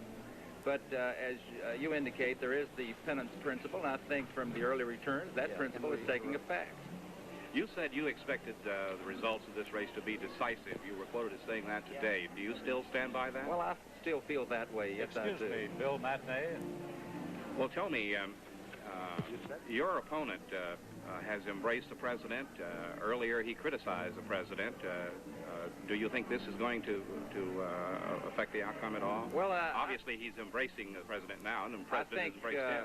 I think that he saw his best opportunity by identifying with the president and therefore trying to identify with the great number of people who are supporting the president in this state. I think there was a shift both of attitude, of position, and everything else. I think there was a real contrast in what he has said about the president in the past and what he has been saying recently, and I've pointed this out from time to time during the course of the campaign. Well, thank you, Congressman. We have a projected state result of great importance in the presidential election. In the presidential election in the state of Pennsylvania, the third most populous state in the Union, Nixon is projected winner of Pennsylvania's 27 electoral votes. To repeat, Nixon, by projection, carries Pennsylvania. We have another projected result in the state of Massachusetts, this one no surprise. In the Senate race in Massachusetts, we project Edward Brooke, the only black man in the Senate, will retain his seat in the Senate against a challenge by John J. Droney. And that's the national election story at 52 minutes after the hour. And now a report from Sam Donaldson. Harry, of course, the last place in the nation for the polls to close is in the West. None of the polls are closed there, but there are some important Senate races. Let's very quickly set the stage for later this evening. Take a look at them, beginning with Alaska, where the incumbent Republican Ted Stevens is facing Eugene Guess, the Democratic Speaker of the House. Stevens is favored. In Colorado, the Republican incumbent Gordon Allott being challenged by Democrat Floyd Haskell. Allott is favored. A few votes cast there. In Idaho, a close race forecast. A few votes cast there, 36? James McClure, a Republican member of the U.S. House, facing William Davis, the Democrat. In Montana, the Democratic incumbent, Lee Metcalf, is favored to beat Henry Hibbert, his Republican opponent, a rancher. In New Mexico, a close race forecast. Pete Domenici, a Republican from Albuquerque, against Jack Daniels from Hobbs, New Mexico. And in Wyoming, it's a Republican incumbent, Clifford Hansen, facing Mike Vinich, who owns a restaurant and bar. Hansen heavily favored. In Oregon, my favorite Senate race from the standpoint of nostalgia. Mark Hatfield, a former Republican governor, who is the incumbent senator, facing Wayne Morse. the man who served 4 terms in the United States Senate and was beaten by another Republican, not Hatfield, and is trying to make a comeback. Morse is 72. Age is the issue. They're both doves, of course, in the Vietnam War, but Wayne Morse holds the distinction of being one of 2 men to vote against the Gulf of Tonkin resolution in 1964 when it passed the Congress. 2 men in the United States Senate. The other man was the Democratic senator from Alaska, since retired. ABC's coverage of Election 72 will continue right after this message. ABC News is making no projections this year in races for the House of Representatives, so it's going to be a while before we can say conclusively one way or the other that the Democrats have in fact retained control or that the Republicans have upset the prognosticators and they have gained control of the House. It would take 39 switches to the Republican column in the House of Representatives to give them 218, which would mean they could organize the House, and Jerry Ford would be the next speaker, assuming he wins his race for re-election tonight. The latest House box score, however, of representatives who have been elected shows a net gain of 2 for the Republicans. They have elected 60 members of the House. The Democrats have elected 98. Within those figures are contained the 43 incumbent members of the House who faced no opposition. There was no one on the ballot against them, so they were just sort of automatically reelected. 41 of them were incumbents, rather. 2 were challengers, or they didn't have anyone to challenge, so they'll be coming to the House of Representatives. Let me just take a look at 4 or 5 names, though, that we can give you of people who had opposition, but who, in fact, are coming to the House. James Haley, a Democrat in Florida, has been reelected. W.S. Bill Stuckey, a Democrat from Georgia, has been reelected. He's from that family which has all of those delicious pecan candy houses along the roadways in the South and the Midwest. That's a free plug for Bill Stuckey. In Illinois, Leslie Ahrens, the Republican whip in the House, 77 years of age, the oldest Republican in the House of Representatives now, has won re-election. In Pennsylvania, Robert C. Nix, the only black congressman from Pennsylvania, he's from Philadelphia, has won re-election. And in Indiana, Ray Madden will be back in the House of Representatives, and I must tell you a little story about this. Madden is in line to become chairman of the House Rules Committee because the chairman of that committee, William Calmer from Mississippi, is retiring voluntarily. Now, Calmer is 82 years of age, but he's making way now for youth. Ray Madden is 81. It works that way in the House. The seniority system in Congress, as you know, means that if you just keep getting elected and you keep your nose relatively clean, that is, you don't switch parties and advocate that the presidential nominee of the other party should be elected, you will eventually wind up a committee chairman. There are some committee chairmen, though, in the House of Representatives, even if the Democrats retain control, who won't be back. There were 4 who were defeated in the Democratic primaries: Emanuel Seller in New York, George P. Miller in California, John McMillan in South Carolina, and Wayne Aspinall in Colorado, all chairmen who won't be back because they were defeated in the primaries. Retiring, Edward Garmatz from Maryland, and, as I say, William Calmer from Mississippi. So there will be some changes there. On the Senate side, B. Everett Jordan in North Carolina was defeated in the primary by the man you just saw a few moments ago, Nick Galifianakis. Clinton Anderson of New Mexico, a chairman, Astronautics and Space Committee, is retiring voluntarily. His chairmanship will be taken by Stuart Symington of Missouri, assuming the Senate remains Republican, or rather remains Democrat. Howard Cannon of Nevada will become the chairman of the Rules Committee, replacing B. Everett Jordan, again, assuming the Senate is retained by the Democrats. Republicans will have to pick up 5 seats, and at the moment, the way the evening is going, it looks like they won't make it. We'll be back with more of ABC's Election 72 coverage following station identification. Election 72 continues. Brought to you by J.C. Penney. Tomorrow morning, our 1,700 stores and our catalog will be waiting to help you find what you're looking for. Now, from election headquarters in New York, Harry Reasoner and Howard K. Smith.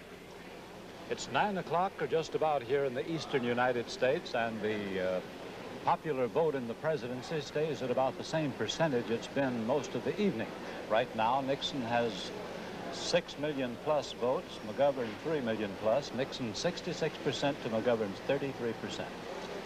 Following the pattern of the popular vote, ABC News is now able to project the winner in 2 more states. In Texas, with its 26 electoral votes, ABC News projects that President Nixon will take it. He's running ahead with a very small popular vote in by about the same percentage that he is nationally, and he will take the state. He's in Tennessee, where he was expected to win, and where the Republicans have been running very well all night. ABC News now projects that he will take the victory.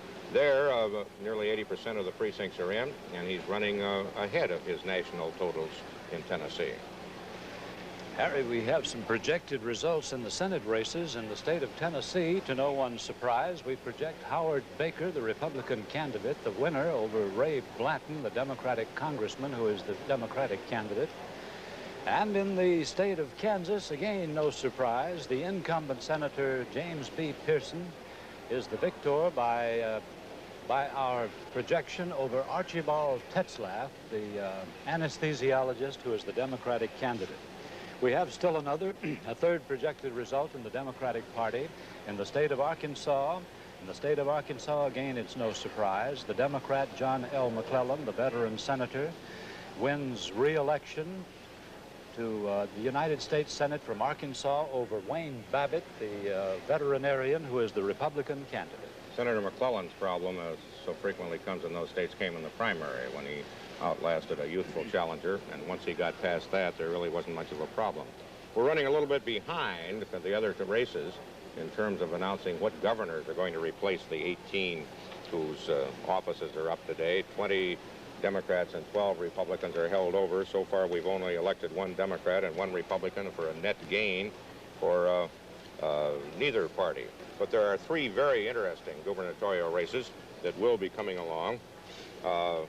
One of them we just solved. In Texas, Governor Briscoe has been projected by ABC News, the Democrat, as the victor over Henry Grover, the Republican. Governor Briscoe appealing more to traditional Texas Democratic sentiments and looking at just as conservative as his Republican opponents, and going against the trend which gave Texas to President Nixon in the national race. In Arkansas, Dale Bumpers, the Democratic incumbent, is winning very easily over the Republican challenger there. With the exception of Winthrop Rockefeller, Arkansas is not in the habit of electing Republican governors, and Dale Bumpers, who's popular down there and has had a good first term, is now going to get another one. The ones where we're looking for results and expect to get them, one of the key ones is Illinois, which ABC News has already given to President Nixon in the presidential race. But in the gubernatorial race in Illinois, the Democratic challenger, Daniel Walker, who walked all the way across the state, who challenging now the Republican incumbent, but also challenged Richard Daley successfully, is running substantially ahead of Governor Ogilvie. Probably, as so many times is the case, there's a state issue there. Governor Ogilvie was governor when a state income tax was passed. People don't like that. In Kansas, Governor Docking, a Democrat who's also one of your conservative, middle-of-the-road Democrats, has won re-election. ABC News projects for an unprecedented fourth term. Actually, almost everything Governor Docking has done recently has been unprecedented. This is his fourth two-year term. One of the things he wants to do in this term of office is to get Kansas to change it to a four-year term so he won't have to run all the time. Here is a very important presidential projection. In the presidential race in the state of Michigan, ABC News projects that it will go to Richard Nixon. A very small part of the popular vote is in, but our key precincts are in, and we project that Michigan and its 21 electoral votes will go to Richard Nixon, a state where even recent polls by newspapers there indicated that Senator McGovern had some chance. I have one more projected result here, Harry. In the state of Kansas, Nixon is projected the winner of the state of Kansas in its 7 electoral votes. He's won them every time he's run before, so this is no surprise. We might take a look at the recapitulation of this whole electoral vote situation. Nixon now has 259 electoral votes to McGovern's 3.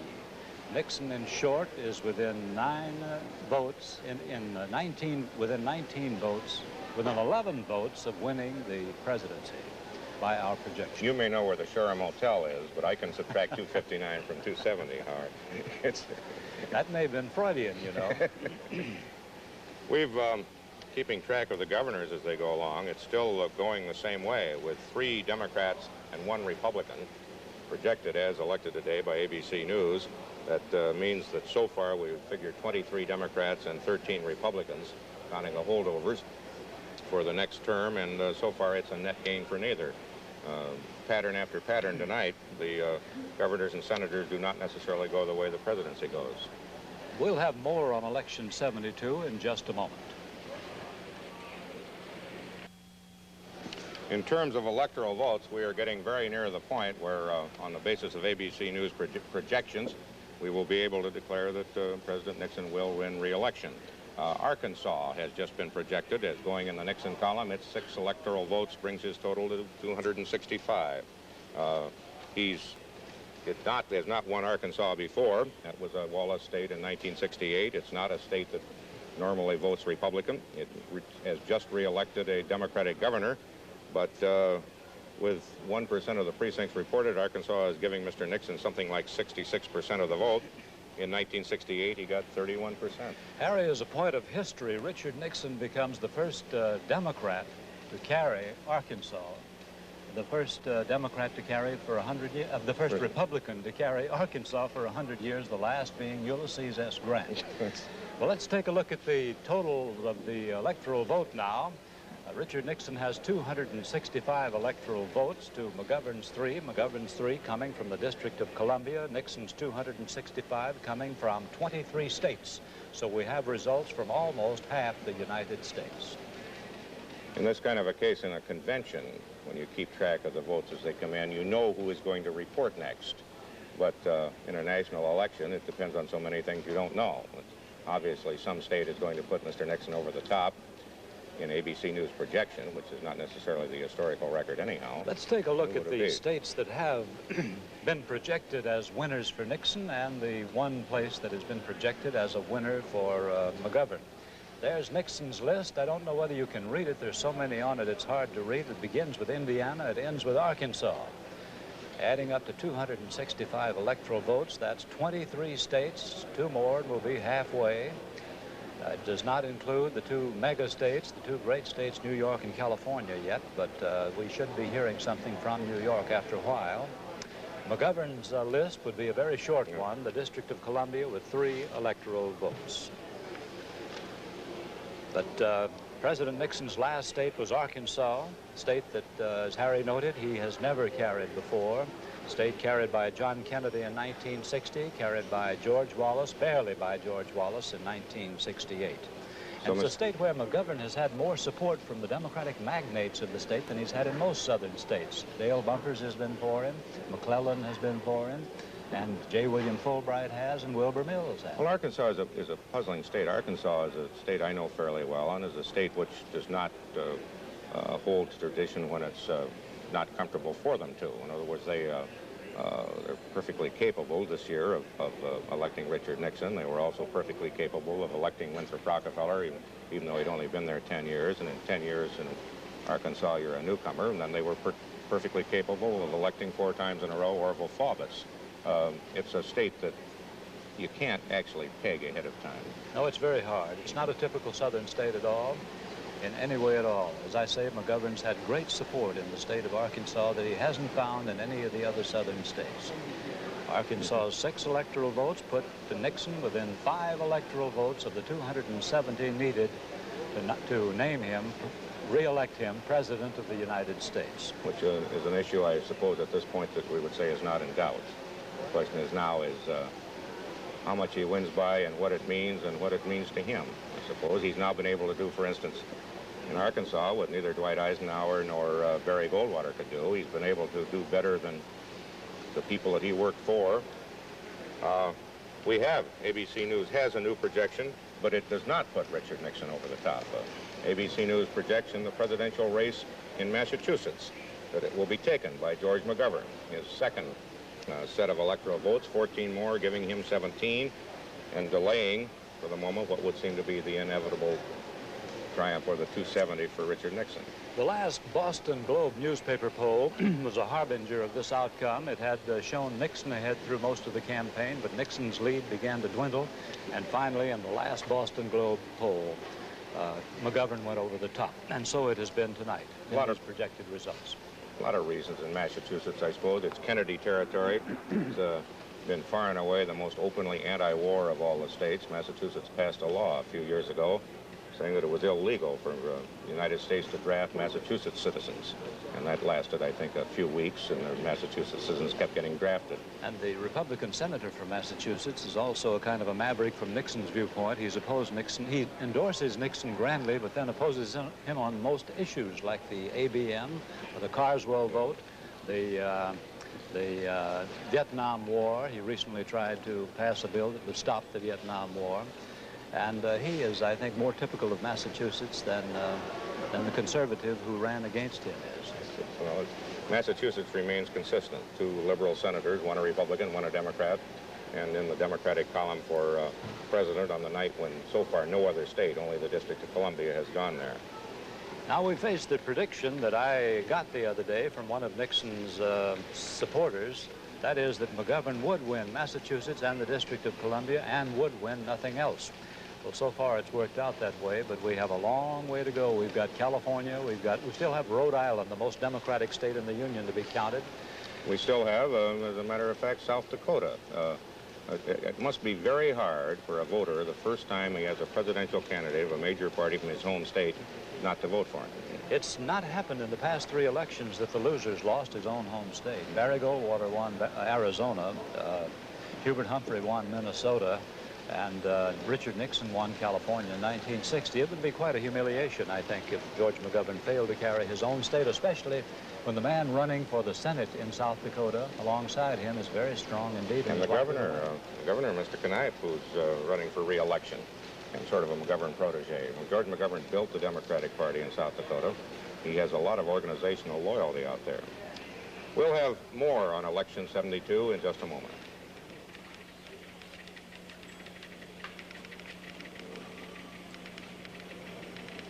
We are very near to the point where ABC News projections will declare that President Nixon has been re-elected. He's sitting with 265 electoral votes, 5 short of the 270 he needs, compared to George McGovern's 17.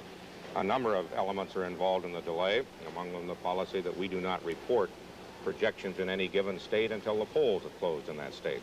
In the meantime, let's take a look at the race for governor in Illinois, one of the most fascinating of all the gubernatorial races this year, where Dan Walker, an insurgent Democrat who challenged Richard Daley's machine successfully, is leading Governor Ogilvie, the Republican incumbent, who was in office when an income tax was passed, which is very hard on governors.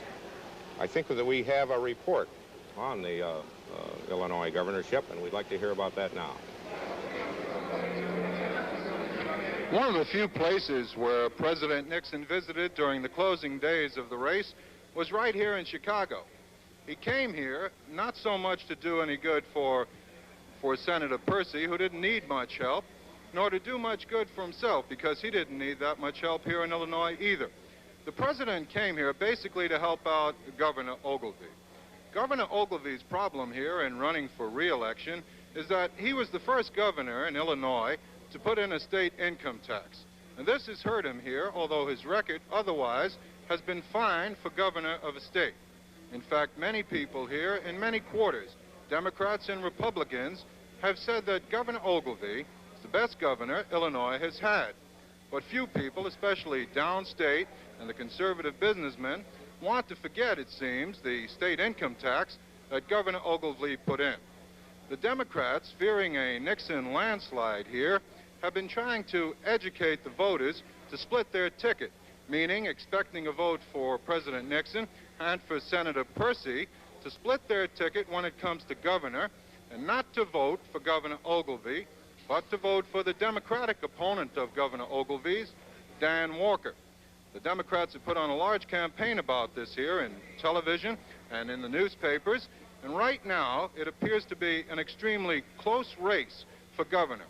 A lot will depend on how big Mr. Nixon's lead is here in Illinois and what will be the coattail effect. But if it's enough, if they're splitting, meaning if there's a split ticket, if they vote here mainly for President Nixon and for Senator Percy, will the sophisticated, intelligent voters here in Illinois who have split tickets before, will they stick with Governor Ogilvie or go against him? Perhaps it's significant that As I was driving through town here today, one cab driver said to me, yes, Ogilvy's done a very good job, but I can't forget the state income tax. He took money from my pocket, even though it went into state programs. He said he just couldn't vote for Ogilvy. And here at Ogilvy headquarters in Chicago, this is the fear, this is what they're worrying about now. And that's the story from Ogilvy headquarters in Chicago. I think that the problems of Governor Ogilvy with the state income tax are typical of the problems that governors have. Governors of all the public officials are the ones who take the beating on things that they have to do. As Lou Harris once said, your senator is down in Washington debating whether or not to recognize Red China, and your governor just slapped you with a new gasoline tax. One of McGovern's big problems in the state of Pennsylvania was the fact that his only major supporter was the Governor Milton Shapp, and Governor Milton Shapp was unpopular for the very good reason that he'd raised taxes twice in his term. All the other people who didn't face such problems supported Nixon. But if you're going to be a good governor, one of the things it involves is frequently raising taxes. Unless you can make federal revenue sharing work a lot faster than it's working now. And a lot more than it ever will in the lifetime of most. I'm surprised any governor ever gets reelected, as a matter of fact. And yet, it used to be that it was from the governors that you got your presidential candidates. That's changed. Well, it may once again be that way. If revenue sharing does develop, governors will be responsible more and more for solving our social and national problems, which they've ceased to be since the federal government's assumed so much power. If the federal government really divests itself of power and gives it back to the states, I think we'll see a resurgence of the importance of governors. Well, we're sitting here and we're waiting for that result, which we think may put Mr. Nixon across the top by projection. As you know, Nixon has won something like 25 states now and 265 electoral votes. There's the board that shows Nixon's 265 votes, lacking only 5 for the 270 it takes to win. McGovern has 17 electoral votes derived from the District of Columbia's 3 electoral votes and the state of Massachusetts 14 electoral votes. 1 state and 1 district won by McGovern. About 24 or 25 states won by Nixon. We're just beginning to get the first trickle of votes in, popular votes from another major state in the New York presidential race. Less than 1% of the precincts so far, but Mr. Nixon running ahead with 59% of the votes, and McGovern's 41. Excuse me, out of Harry. a total of 500. We have a projected result which will put Nixon across the top. In the state of Ohio, Nixon is declared the winner by ABC News projection. Ohio and its 26 electoral votes go to Nixon by our projection on the basis of key precincts. That will serve, I believe, to put Mr. Nixon across by a good deal more than he needed. He had 265 electoral votes. Now, with your wonderful mathematical mind, you add that up for me and tell me how many votes I think he's it makes got. something like 291, if I add it correctly. If your word was 26. Nixon wins re-election to the presidency. That's what that means. There's no doubt about it. And you say with more than he needed, and he's obviously going to get a good deal more, whether he needs them or not, as time goes on. At least 1/3 of the population has not yet had the polls closed, so we still have a lot to go, but Nixon has won the re-election to the presidency of the United States, and it's beginning to look as though the pollsters knew what they were talking about. The popular vote now shows Nixon with 65%, McGovern with 34%, and all the main states that have showed up, with the exception of Massachusetts, have all gone to Nixon. The big state of Michigan, the big state of Ohio, the big state of Illinois. And that has been very consistent from the first few percentage points of popular vote that came in. Mr. Nixon has held almost that 2-to-1 lead. Mr. McGovern is gaining slowly, but I don't think he's going to make it. In the electoral vote, Nixon now holds 290, projected by ABC News, to McGovern 17. Senator McGovern so far holding only the District of Columbia and Massachusetts. And that's the national election story at 22 minutes after the hour.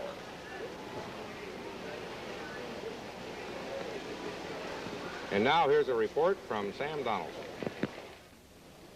So, Harry, according to our ABC projection, Richard Nixon has won re-election, and I can't help but remember that today is the 10th anniversary of one of those events that have marked Nixon's career. 10 years ago today, Richard Nixon faced the press in the Biltmore Hotel in Los Angeles.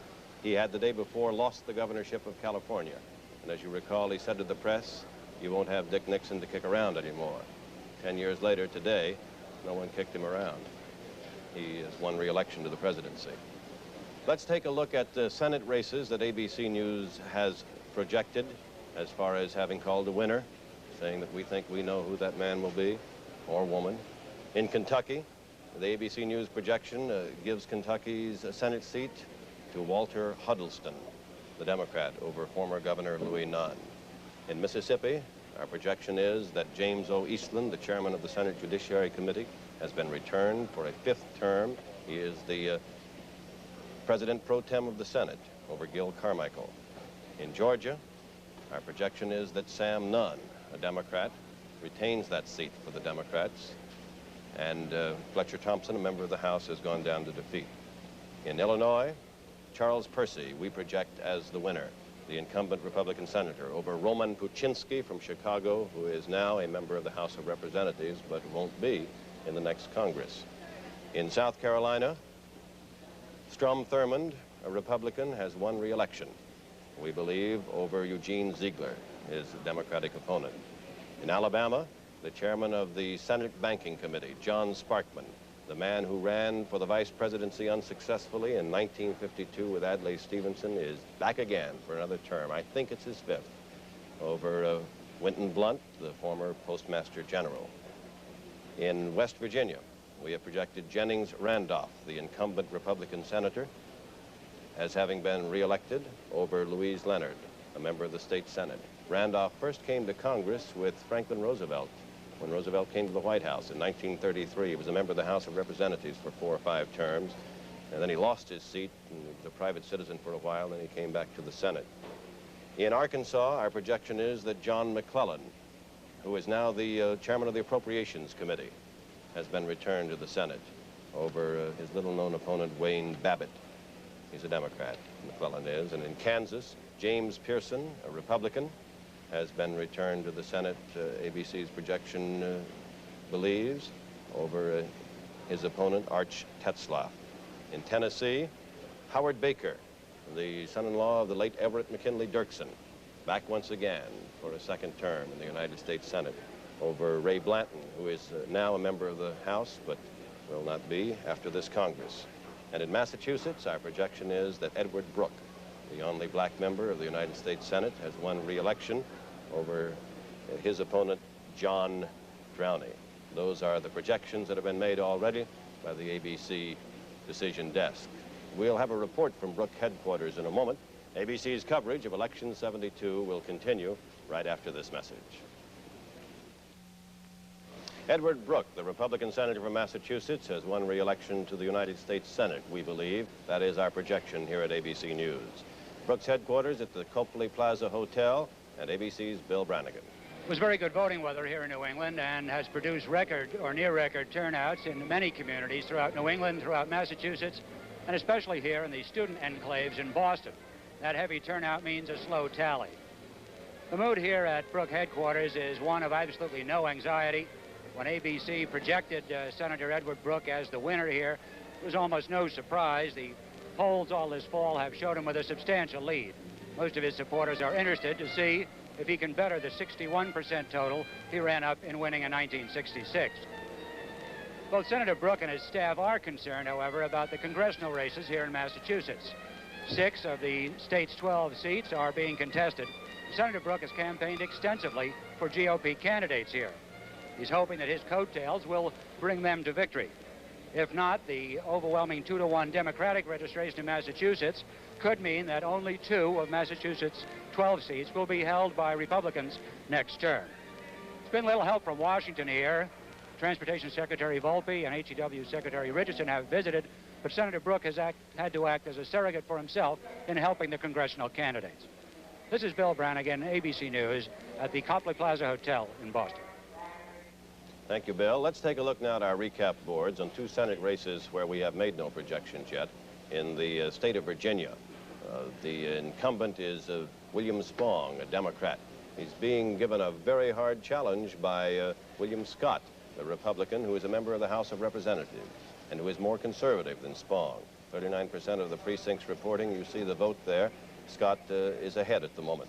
In Maine, another state where we've made no projection, the incumbent is Margaret Chase Smith, a Republican, the only woman a member of the United States Senate, 4% of the precincts in. She's leading William Hathaway, a member of the U.S. House of Representatives, who is challenging her. And in the closing days, some observers thought that the race was going to be close. We can't tell much by that raw vote at the moment. That's Maine, 2 Senate races that we'll take a look at later in the evening. We'll be back with more of ABC's Election 72 coverage right after station identification. K. Smith. Richard Nixon has won re-election to his second term as President of the United States with 17% of the popular vote recorded. He is holding a steady almost 2-to-1 now lead over George McGovern. Almost 9 million votes for President Nixon, about 4.5 million votes for Senator McGovern. ABC News projects that President Nixon has also won 293 electoral votes, 23 more than he needs, the 270 minimum. Senator McGovern has only 17, the District of Columbia and the state of Massachusetts. The latest state we've added to that electoral vote is by projection is North Dakota with its 3 electoral votes. That's no surprise. North Dakota is Nixon's private property. He's always carried it every time he's won. His North Dakota's 3 electoral votes bring the total up to 293. We've neglected the House of Representatives tonight because it's been hard to get all those results in between the results of the Senate races and the presidential contests. Let's take a look at the House board now. So far, the Democrats have elected 136 members to the House. 435 is the total. The Republicans have elected 94. The Republicans have won a net gain of 3.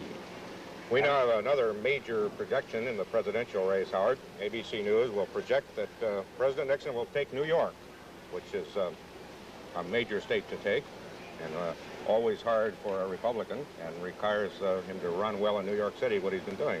So far, there's very little of the popular vote reported, but our key precincts indicate that he will take it. He will win New York. That's 41 more electoral votes. The second most populous state in the Union. It used to be the first most populous. Well, we saw the House results a while ago. Let's take a look at how the Senate looks now so far tonight. The Senate races. The Democrats have won 6. The Republicans have won 5. The Democrats are the only ones who've gained a seat they did not have before. We'd like to take a look at 2 races that are very close and that deserve watching. We haven't been able to declare because they've been too close. The state of Delaware, first of all, in the Senate race there, the incumbent Senator Caleb Boggs is running a little behind a man named Joseph Biden, who is too young to go into the U.S. Senate. He won't be 30 until November the 20th. Boggs is lagging behind Biden. And another race of interest in the state of Michigan, an incumbent Republican, Robert Griffin, faces a contest from the Attorney General of the state, Frank J. Kelly. Griffin maintains a lead there, as you see. In Washington right now is a man who must be very happy, Senator Robert Dole, the chairman of the Republican National Committee. He's with ABC's David Shoemaker. David? Happy about 11 on a scale of 10, I guess. Senator Dole, you have once again become a genius in your own time. Everybody, I guess, is tonight. Everybody's a genius. But as I've been saying, I think you give 99% of the credit to Richard Nixon, you divide up the other 1%, take any part of it you want. But I'm still not completely happy because I don't see enough Republican gains in the Senate and the House. I think it's a great personal triumph for Nixon, but I haven't seen the filter down effect yet that I would like as a Republican chairman. Well, it's not really a secret, is it, that you've been privately kind of critical of the way the campaign has been run. Are you saying I told you so tonight upstairs? Or, not critical, but I look around the room, I don't see the word Republican anywhere, and I am a Republican, and I want to build our party, and I know President Nixon wants to build our party. So all I say, we've got a lot of work to do in the next 4 years. Senator Dole, how do you account for the fact that a greater effort has not been made to bring senators into the Republican column in this election? Well, I think a great effort was made by the president. I don't criticize the president. He wrote letters, made TV spots, still pictures, made phone calls. But he didn't do much traveling, though, did he? He made personal visits to Michigan and Oklahoma, I think some 16 states, Georgia, some where senators are running. Well, Senator Dole, this is Harry Reasoner. You could get the impression this time that the party winning tonight is the New American Majority Party. Does this mean that it's just a 4-year phenomenon? I'm not certain I could answer the question since I didn't hear it, but But that's never bothered you, It's Senator. never bothered me before. Maybe I'll give it a try. But I'm just saying, as the chairman of the party, I'd be happier, and I may yet be happier by midnight if we pick up 5 seats in the Senate and we change some things in the House and pick up some governors. Well, what does it really look like now? Have you given up all hope of taking the Senate? Well, I haven't given up all hope. There's still several races in doubt. There are always some surprises. We had a bad one in Kentucky. Maybe there'll be some bad ones on the other side. Senator Dole, thank you. We'll have more on Election 72 in just a moment. President Nixon is continuing to increase his electoral vote lead over Senator McGovern in the presidential race in New Mexico. ABC News now projects that President Nixon will take that state and its 4 electoral votes, bringing him up to 338 at least, maybe 342 now. I'm not sure whether that's included. We've been watching the various governor races tonight, and they are coming in slower than the presidential races. We have declared 4 winners. In Indiana, Otis Bowen, the Republican candidate, has won. In Texas, Dolph Briscoe, the Democrat. In Arkansas, Dale Bumpers, the Democratic incumbent, has won. And in Kansas, Robert Docking, the Democrat, has won an unprecedented 4th term. So far, what that means is that there's no net gain for either party. Of those elected today, the 3 Democratic victors take Democratic seats or remain in office, and the 1 Republican victor replaces a Republican. In West Virginia, which is one of the most dramatic of the races for governor, it's a little bit less certain. At the moment, with 23% of West Virginia's results in, the incumbent Governor Arch Moore, a Republican, is leading John D. Rockefeller IV, J. Rockefeller, by 52 to 48%. And this does not indicate yet that we are in any position to project the winner there. It was figured to be a neck-and-neck race. In North Carolina, a similarly close race in the race for governor there. The Democrat, Hargrove Bowles Jr., is ahead, 52% to 48%, by about the same margin as his Republican is in West Virginia, but still no basis for making a projection. Close races. In the presidential race in Louisiana, ABC News projects that Richard Nixon will take the state of Louisiana and its 10 electoral votes, bringing the total now to 348. Very few of the precincts have reported there, but our key precincts indicate Mr. Nixon will take it. Harry, Louisiana has not voted for a Democrat since John F. Kennedy. It's almost gone out of the Democratic column. It voted for Nixon, it voted for Wallace, now it's voted for Nixon again. The Solid South is beginning to mean something different from what it meant when I studied political science. It's been pretty solidly Republican. The only thing that kept it from being solidly Republican before was George Wallace, and now that he's not in it, it certainly is a Republican enclave. It also stumbled into being solidly Republican. You remember that when Dwight Eisenhower was president, and Meade Alcorn was his national chairman of the National Committee, and with Richard Nixon's great cooperation, they began what they called Operation Dixie, with something like $1 million to make the Republicans a force in the South. But the intention then was to make the Republicans the party of the liberal awakening of the New South. And it worked. In 1960, Mr. Nixon did very well in places like Kentucky, border states, and others, better than any Republican had ever done. But Barry Goldwater turned that all around, intentionally or not. So we do see a new South. The South is rising again as a Republican phenomenon. Nixon's going to make a clean sweep of the South from everything we can see. We've given him Florida by our projection. Florida with 17 electoral votes. It's always gone to him before, so none of these states come as a surprise. In North Carolina, where Mr. Nixon has been projected the winner, but where the race for governor is still in doubt, ABC's Bill Matney is talking to the Democratic candidate, Hargrove Bowles Jr. Bill? Yes. We have Mr. Bowles here. He's already set something of a record here in North Carolina. He spent $1.3 million in his campaign, and that's the first time a candidate here in the state has ever gone over $1 million. How much has it helped you, Mr. Bowles? Well, we won't know till the night's over. I think we're going to win it, though. Tell me, there are 2.3 registered voters in the state. Democrats have 1.8 million of them, and yet these races here in the state are just nip and tuck. Yours and also the Senate race. Yes, they are. Of course, this has always been a state that split the ticket somewhat for the last, 10 years or so. it's been a ticket-splitting state, and I think we're going to see a tremendous ticket splitting this time, all the way up and down the line. We're getting some Republican votes, and my opponent's getting some Democratic votes. Well, now, let's talk about the coattails effect again. Mr. Nixon came in, and of course your opponent was pictured with him. He embraced him and said, vote for him. Sure. And you've spent a lot of money. How do you relate the two now? Well, the coattail effect, there's no question, it's strong, but I don't believe the people of the state are going to let that affect it enough to cause us to lose the race. I really don't. Mm-hmm. Do you feel now at this point that a man has to be wealthy, a man has to have a large supply of money to win? Mr. Helms is running in the Senate race, has had a lot of outside money. I don't. It takes a lot of money to communicate. It takes a lot of money to buy television time. That's the #1 expense. If you could get a lot of good free time like this, you wouldn't need to buy it. But to tell how you stand on issues, you must spend money to buy time. Well, thank you very much, Mr. Bowles. Now back to New York. Thank you, Mr. Bowles and Bill Matney. We'll have more on Election 72 in just a moment. We have a projected result of an important Senate race in New Hampshire. In the Senate race in New Hampshire, we project that Thomas McIntyre, the incumbent, will retain his seat in the Senate, defeating the Republican J. Wesley Powell. Well, in Washington, President Nixon's #1 domestic affairs advisor is John Ehrlichman, and David Shoemaker is with him now in the Shoreham Hotel in Washington. David? Howard, he feels too good. I'm going to ask him whatever happened to Watergate. I don't know. Apparently nothing.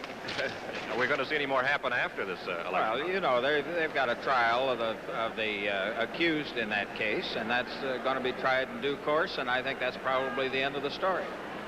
Just to keep you off balance and not let you gloat too much, Senator Dole was just here, the chairman of the Republican National Committee, and he said while it was a remarkable victory for the president, he was still disturbed that he didn't see more of an identification with the Republican Party, that it wasn't enough of a Republican victory. Well, I can understand Bob saying that. He's the president. He's the chairman of the Republican Party. I think the thing that the president's been talking about is the thing that he really sincerely feels about that we're seeing in this election the vote of confidence of a new American majority that transcends party, that transcends race or particular interest group, that is a very broad-based expression of approval of the policies that the president has advanced over the last 4 years. Mr. Ehrlichman, this is Harry Reasoner. Hello, Harry. How do you put that kind of a policy into effect from one election to the next? What happens in 1976 to this majority? I think that remains to be seen. For my part, of course, I'm interested in how it works in the Congress in the next 2 years. As you know, there's a lot of legislation that we moved to the Congress in the last 4 years that didn't get acted on. I'm very encouraged to see a bipartisan support out in the hustings by a number of candidates for the Congress who have moved very close to the president's position on a lot of national issues. I think we're going to see a new American majority in the Congress that perhaps is across party lines on some of the really fundamental domestic issues, and I'm very encouraged. Mr. Ehrlichman, real quickly, Yes, sir. Can you hear me? Yes. In spite of that, I'm going to assume if you had your druthers, you would have prefer to have a Republican-controlled Congress. Now, I know of 8 seats in the Senate that were possible for the Republicans to win. Don't you think that you should have made a greater effort, a personal effort by the president to win some of those? Well, it's questionable as to what more personal effort the president might have made. He did a great many things, as you know, to help senatorial candidates. He taped television advertisements. In the last days of the campaign, of course, he was in a number of places, but going in isn't nearly as important as some of the other things that a president can do in support of a candidacy, and he did a great many of those things. At the same time, in all this coattail talk, I think it's important to recognize that a number of Democrats moved very close to the president in terms of the platforms that they ran on in some of these races. That speaks very well, I think, for the coming Congress in terms of getting some of the president's programs enacted. What about a housekeeping question inside of the administration? Are we going to see any changes of faces? Well, the president has very deliberately deferred any decisions on that. I can very honestly tell you I don't know, because he hasn't decided, as far as I know. He's continually said all through the campaign that the day after the election is the time to start talking about that. Well, we'll ask you tomorrow then. Oh, fair enough. Thank you, David. Mr. Ehrlichman, we have a state projection, another one in the presidential election. In the presidential election in the state of Maine, Nixon is the projected winner of that state's 4 electoral votes. So Nixon carries Maine to no one's surprise. We also have a projection in the field of governors in New Hampshire. Governor Thompson, the Republican candidate, is projected by ABC News to be the winner, and interestingly enough, that continues to mean the net gain for either party and among governors remains 0. So far, the offices are staying where they belong. We have to take a look at George McGovern's home state of South Dakota. It's a 9:45 in South Dakota, and there's not a lot of vote yet up in. About 2% of the precincts have been registered. So far, President Nixon is running ahead 56 to 44% in the home state. One of the interesting things about South Dakota, we talked about the strong Democratic organization which George McGovern built. One of his men, Governor Knipe, is running 60 to 40 in his bid for re-election with the same 2% of the precincts in. I don't know how the race is going for the Senate. In the Senate, it's curiously enough, the Democrat is doing rather better than McGovern himself has done in the presidential race. The Democratic candidate for the Senate is the man whose name is on the top line, James Abourezk. He's a congressman. The man on the bottom line, the Republican, is Robert Hirsch, an attorney. Abourezk, that name's a Lebanese name, by the way, is a very popular congressman, and he got the lots of flood disaster relief to the state promptly and is extremely popular and may well win. We'll have more on Election 72 in just a moment. In the state of Texas, there's an interesting race going on. The raw vote shows that it's not very close, but in fact our key precincts indicate that Barefoot Sanders, the Democratic candidate, and John Tower, the Republican candidate, are running just about neck and neck. Now that's the raw vote. Tower's ahead with 55%, to Sanders 44%, but our key precinct studies indicate it's going to be a lot closer before this evening is over. Up in Vermont, where Governor Dean Davis is retiring after 2 terms, the contest is between Democrat Thomas Salmon and Republican Luther Hackett. And ABC News projects that the Democrat is going to take it. There's 38% of the precincts in. He's holding a 5% lead, and our key precincts indicate he will take the race, which should make the first net change in terms of how many governors we're going to have around for the next 2 and 4 years. The Democrats now have a net gain of 1. Let's take a look at how the Senate races are shaping up. I think approximately 12 of the 33 have now been decided. No, that's, yes, 12 have been decided. The Democrats have won 7, the Republicans have won 5, and still the only switch is in favor of the Democrats. So far, it does not look good for the Republicans' hopes of capturing control of the United States Senate. We have 2 projections in my birthplace state of Iowa. ABC News projects that President Nixon will take Iowa's 8 electoral votes for president. He's running 20% ahead of Senator McGovern with 6% of the precincts in.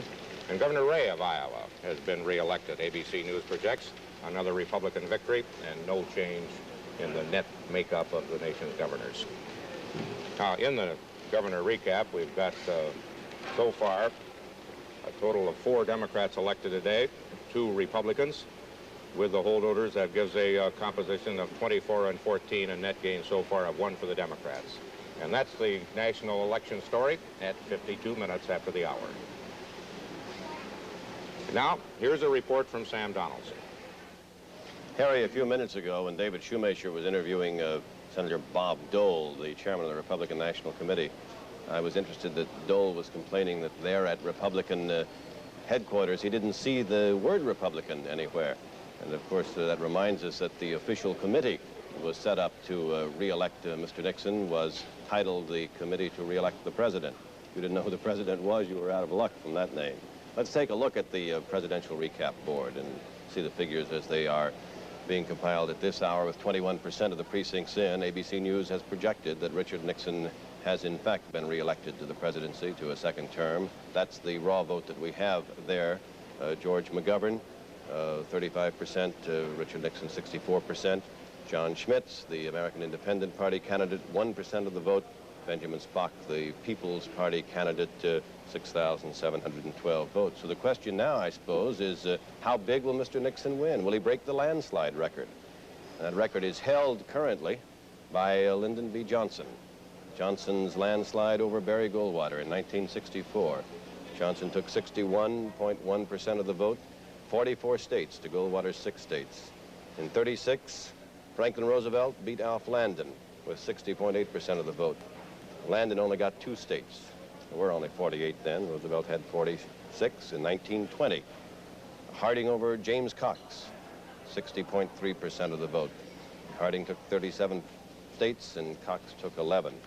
Some of the other landslides in this century that we have known and loved or not loved. In 1928, it was Herbert Hoover over Al Smith with 58.2% of the vote. And then we get to the Eisenhower landslides, or at least one of them, 1956. Eisenhower over Stevenson, 57.4% of the vote. In 1932, the next one, Roosevelt over Hoover with 57.4% of the vote. In 1904, stop me if you've heard this, Theodore Roosevelt over Alton Parker. You know who Alton Parker was, with 56.4% of the vote. And the last landslide on my list is in 1952. Eisenhower over Stevenson, 55.1% of the vote. Anything over 55% of the vote is normally counted as a landslide in American politics. So the question is, does Richard Nixon beat Lyndon Johnson's record of 61.1? Let's now hear from Jean Westwood. She's the chairman of the Democratic Party in the Washington Hilton Democratic headquarters in Washington. She came down a few minutes ago to thank the workers.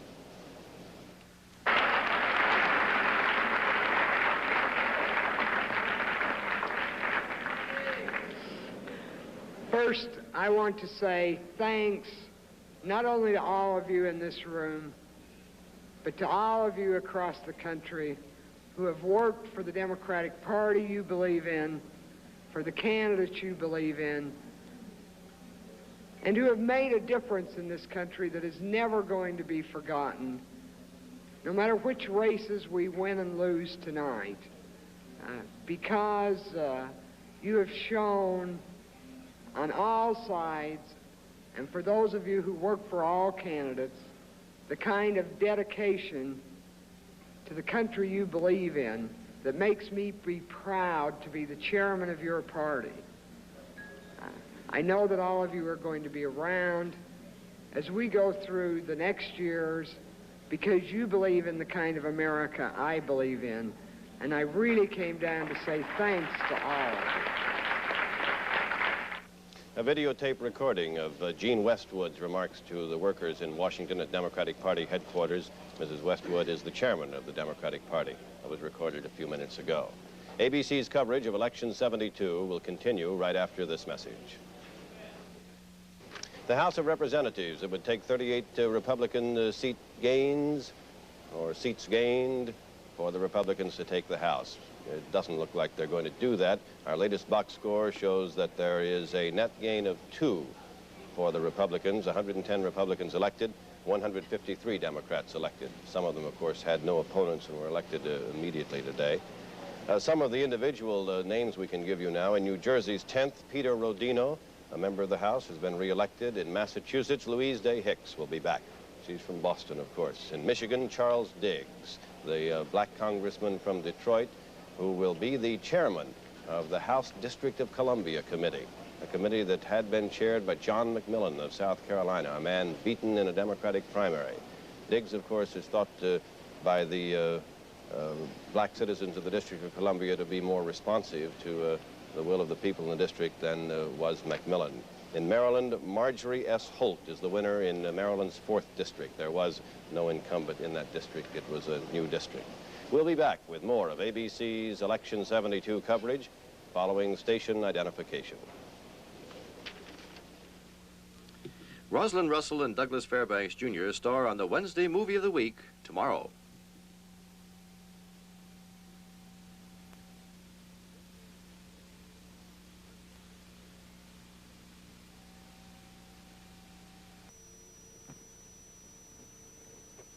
ABC News Election 72 continues. Brought to you by Ford and your Ford dealers. See all the better ideas for 73 at your Ford dealers. Now from election headquarters in New York, Howard K. Smith and Harry Reasoner. It's now 10 o'clock in the evening here in the eastern United States, and President Nixon maintains his long popular lead over McGovern. Our board shows Nixon with a steady 64% to McGovern's 35%. I said steady. In fact, that was 67% about an hour ago. It went down to 65. Now it's down to 64. Let's see how that works out in electoral votes. In electoral votes, the president should have something around 372 to McGovern's 17. 372, 270 needed to elect.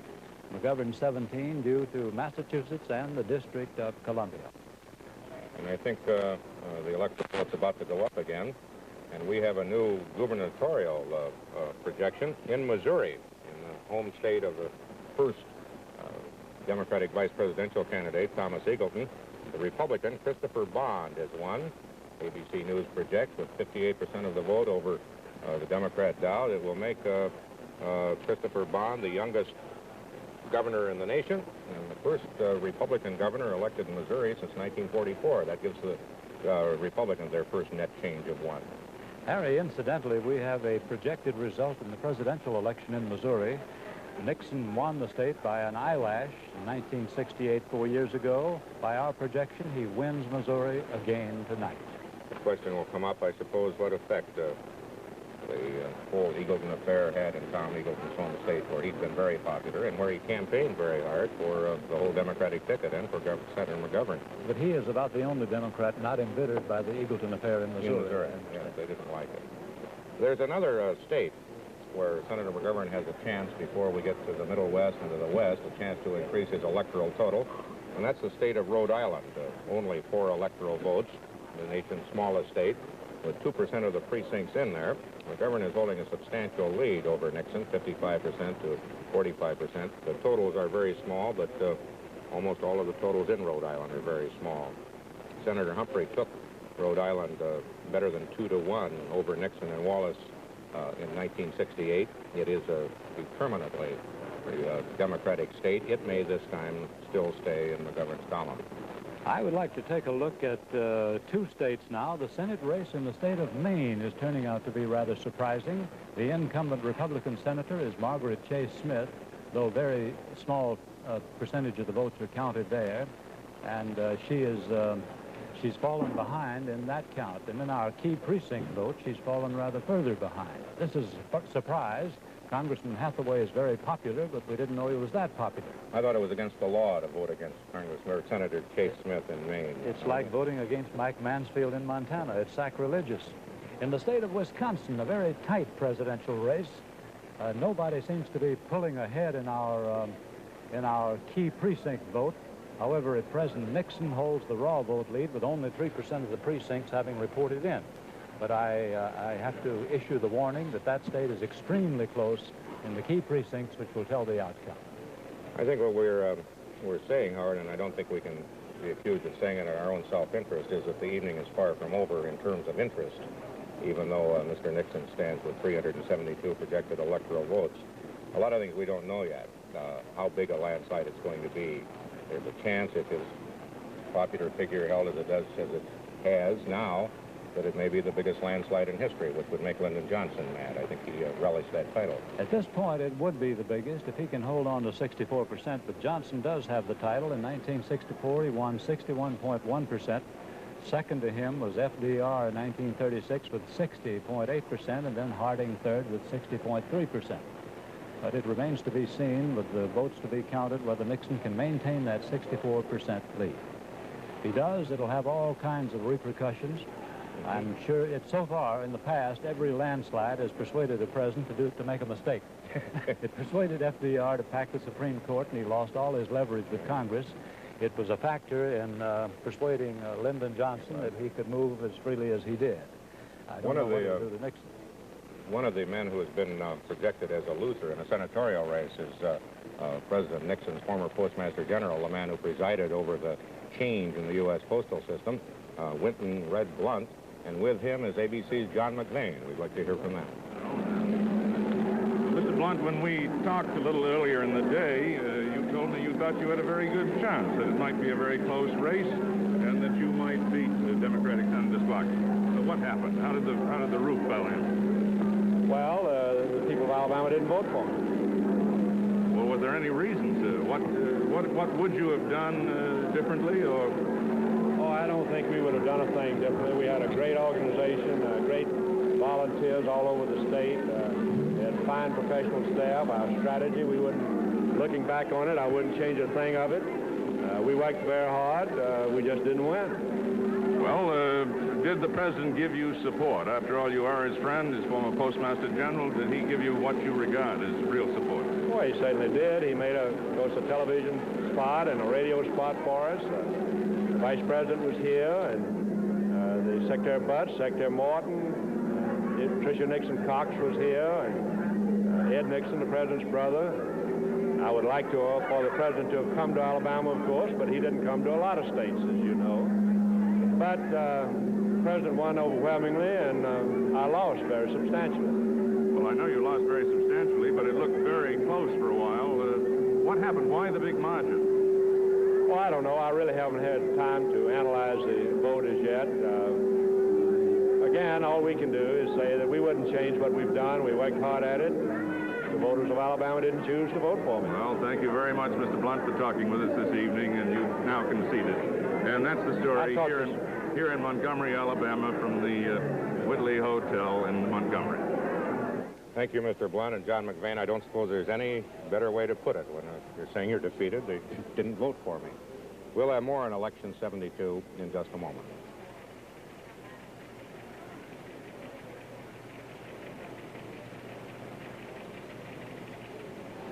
One of the most interesting races for the Senate is the one in Texas between Barefoot Sanders and John Tower. We haven't been able to call a winner yet, but Mr. Sanders is now in Dallas, Texas, and ABC correspondent Charles Murphy is with him. Can you come in, please?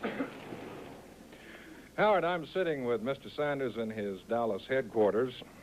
The raw vote total shows him trailing Senator Tower, but the ABC key precincts show that the race is neck and neck at this point.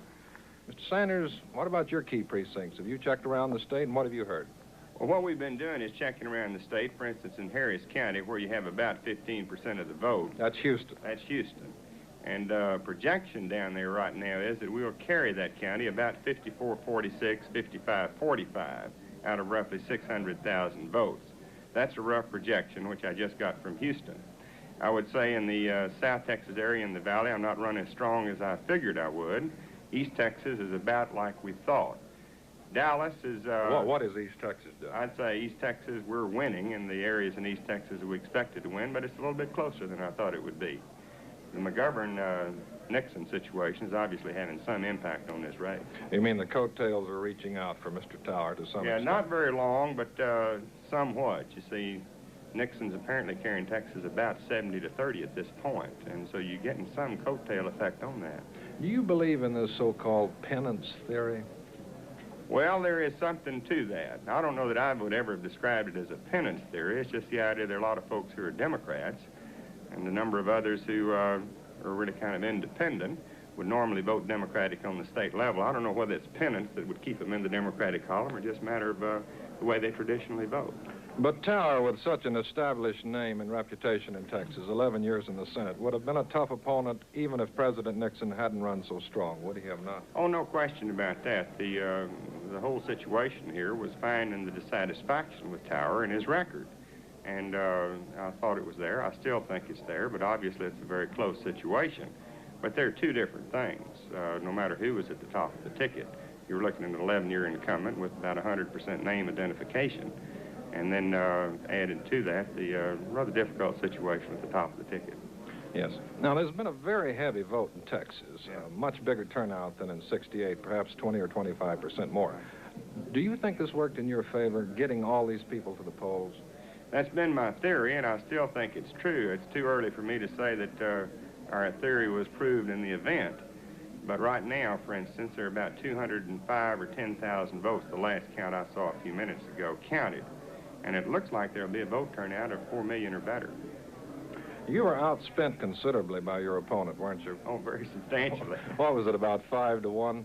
Yeah, I'd say it's about 6 to 1 the last I heard. We put about $350,000 into this general election campaign. The last report I saw on Tower, which was filed as of 10 days before the election, he had spent about $2,200,000. That's as much as anyone has ever spent, or that's as much as any listed spending that I know of in Texas. That's the most I've ever heard of. In fact, it was reported to be more than any other Senate or congressional race in the country. Well, Mr. Sanders, whether you win or lose, you have left your imprint all over Texas. The barefoot symbol, the symbol representing Mr. Sanders' middle name, or his first name now, I believe it is. Middle name. Middle name. Always gone. That's the story from the Sanders headquarters in Dallas. Thank you, Charles Murphy. We have two more interesting projections in South Dakota in the gubernatorial race in Senator George McGovern's home state. One of his old associates, Richard Knipe, has won re-election to a second term, ABC News projects. Mr. Knipe has not talked a lot about Senator McGovern in the campaign, but he has certainly not disowned him either. And in Colorado, where there has been considerable question about whether or not the voters will approve having the Winter Olympics there in 1976, there hasn't been much question about how they would vote for president. And ABC News now projects that in Colorado, Mr. Nixon will win and gain an additional 7 electoral votes. Harry, you were talking about South Dakota. In the Senate race in South Dakota, we have a projected result on that. In the Senate race in South Dakota, James Abourezk, the Democrat, is declared the winner over the Republican Robert Hirsch. Congressman James Abourezk has won, by our projection, the Senate seat from South Dakota.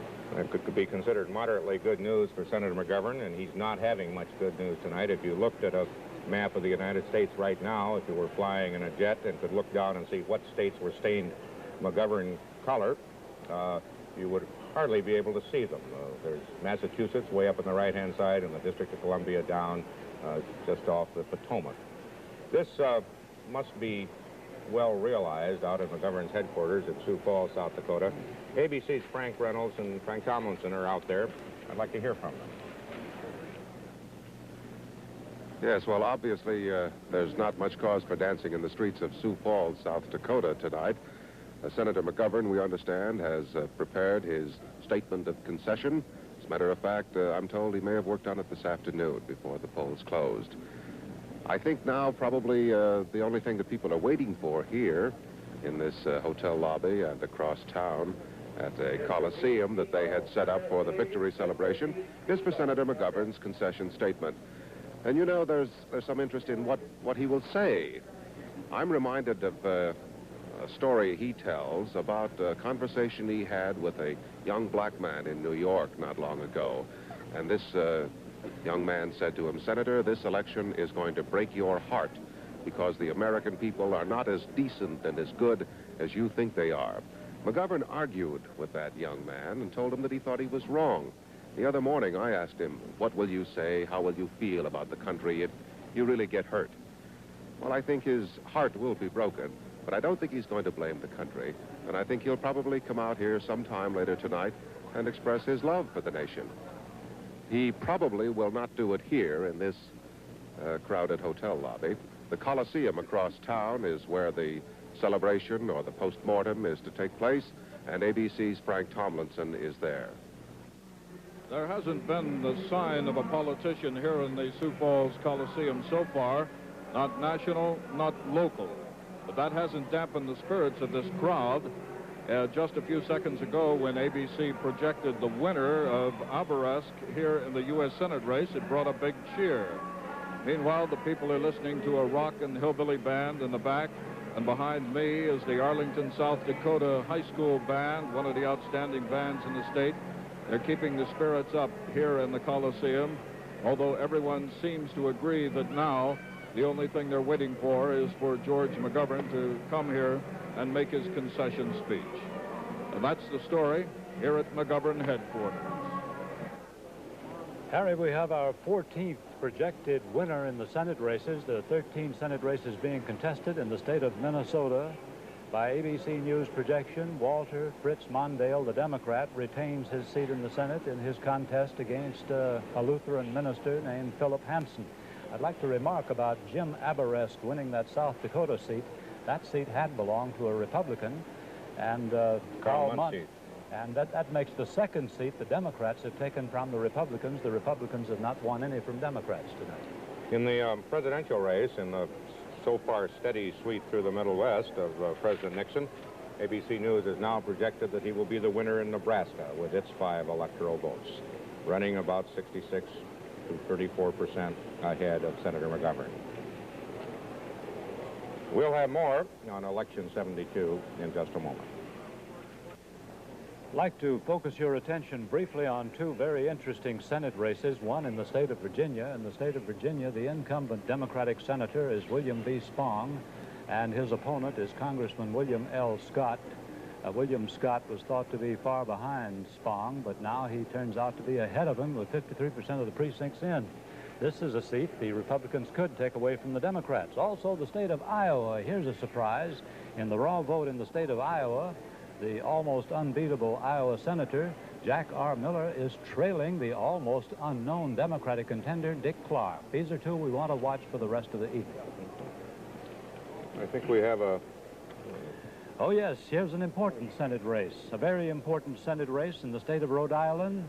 Claiborne Pell is projected to win re-election to the Senate in one of the tightest races in the nation over John Chafee, the former governor of the state. And in the state of New Mexico, we have a winner, a very tight race. The Republican candidate, Pete Domenici, wins election over Jack Daniels, the Democrat. Now, that is a seat the Republicans have taken from the Democrats. That seat was held by Clinton Anderson, the Democrat who is ailing and who is retiring. It has been won by a Democrat, and that's the Republicans' first victory tonight. Let's see how the Senate races look in toto now. The Democrats have won 10 seats, the Republicans 6. There's a net gain. The Democrats won 2 they didn't have before, but the Republicans have won 1 they didn't have before, so the net gain for the Democrats is 1. That's about the way so far that the races among the governors are splitting. So far there's a net Republican gain of 1, a Democratic gain of 1, meaning a net gain of 0 for the 2 parties put together. The big sweep of this big sweep tonight has been in the South, and watching that in Montgomery, Alabama, is Governor George Wallace and ABC's Bill Werdum. Bill? Governor, we've seen the South vote heavily tonight, most heavily since the days of Reconstruction, in favor of a Republican president.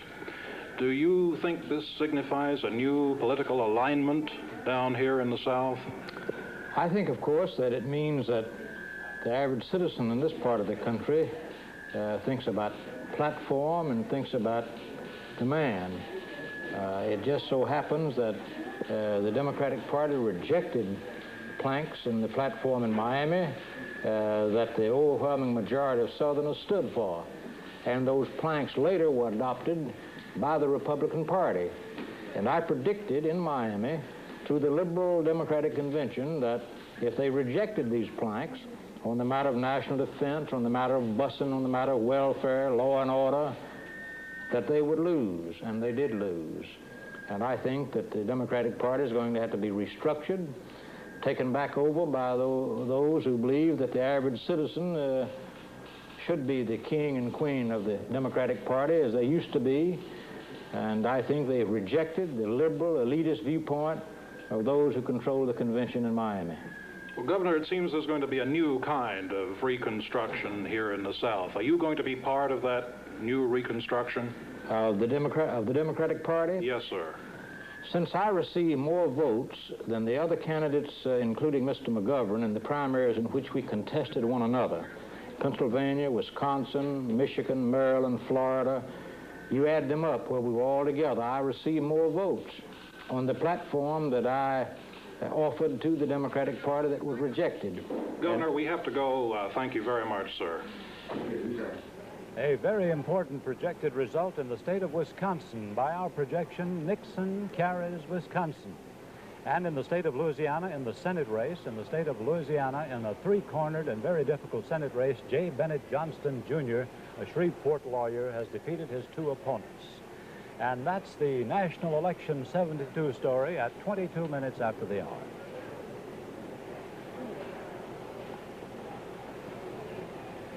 And now here's a report from Sam Donaldson. Howard, I have a couple of House seats that I want to talk about. Ogden Reed is back in the House of Representatives again. Now, he's a Democrat. He became a Democrat just this year. Ogden Reed used to be a Republican. Now, not just any sort of Republican. Ogden Reed's forebears helped found the Republican Party.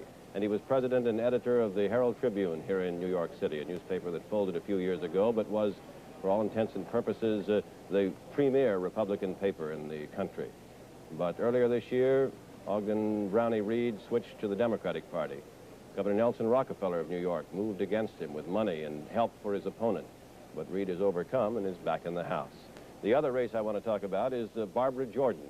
Now, she's been elected from the state of Texas to the House of Representatives. She is the first black from the Solid South to be elected to the House since the Civil War. And she's the second black woman, of course, in the House, Shirley Chisholm from New York being the first. Those two House races. But let's take a look now at some of the very close Senate races that are as yet unprojected from the ABC decision desk.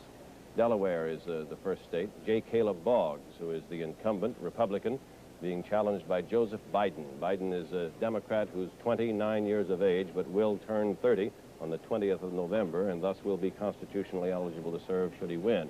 74% of the precincts reporting. It's just 50-50 as far as the percentages are concerned. In Maine, Margaret Chase Smith, the Republican, who trails at the moment in popular vote with 11% of the precincts reporting, trails William Hathaway, who is a U.S. representative, the Democrat. Margaret Chase Smith is 74, and age was one of the big issues. Mrs. Smith, best known around the Senate for two things. She never announces how she's going to vote in advance, and sometimes it's a surprise. And she wears a fresh red rose in her lapel each day. For a long time, she held a voting record, but then she was sick and was in the hospital for a while and broke that voting record. In Virginia, another close Senate race, William Spong, the Democratic incumbent, trailing at the moment in the popular votes, trailing William Scott, a member of the House of Representatives, 53% of the precincts reporting. One of the issues was, had Spong endorsed Senator McGovern? A newspaper reporter claims he overheard William Spong, the Democrat, tell three young men, yes, he would vote for McGovern. Spong later said he didn't know whether he'd said that or not. In any event, he hadn't endorsed McGovern. He was afraid of being tied to McGovern. That's what it looks like at the moment, no projection. In Oklahoma, Ed Edmondson, the Democrat, trailing Dewey Bartlett, a former governor and a Republican, with 40% of the precincts in. Edmondson, a 10-term member of the House of Representatives. Bartlett, the former governor. Both of them plagued by divisions within their parties in Oklahoma. Lots of rivalries there. At the moment, Bartlett ahead, but we have yet to make a projection in Oklahoma. It's just too close. Our key precincts haven't turned in enough information yet. Our hats are off, by the way, to the League of Women Voters, who are manning our key precincts around the country and are giving us the information and allow us to make these projections for you. ABC's coverage of Election 72 will continue right after this message. One prominent backer of President Nixon has been entertainer Sammy Davis, Jr. Davis told ABC's David Shoemaker in Washington tonight that he and other black celebrities had come under some heat in the black community for backing the president.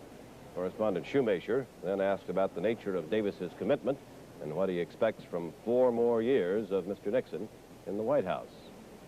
Well, for most people, the awareness that Sammy Davis, Jr. was supporting President Nixon came at the convention when you suddenly threw your arms around him. Now, was that all impulsive, or had you thought long and hard before you decided you were for President Nixon? No, I had made my commitment to the president about 2 weeks prior to that, but I must tell you that the hug, which is the thing that shocked all of the world, it seems now. Including President Nixon, just I think so.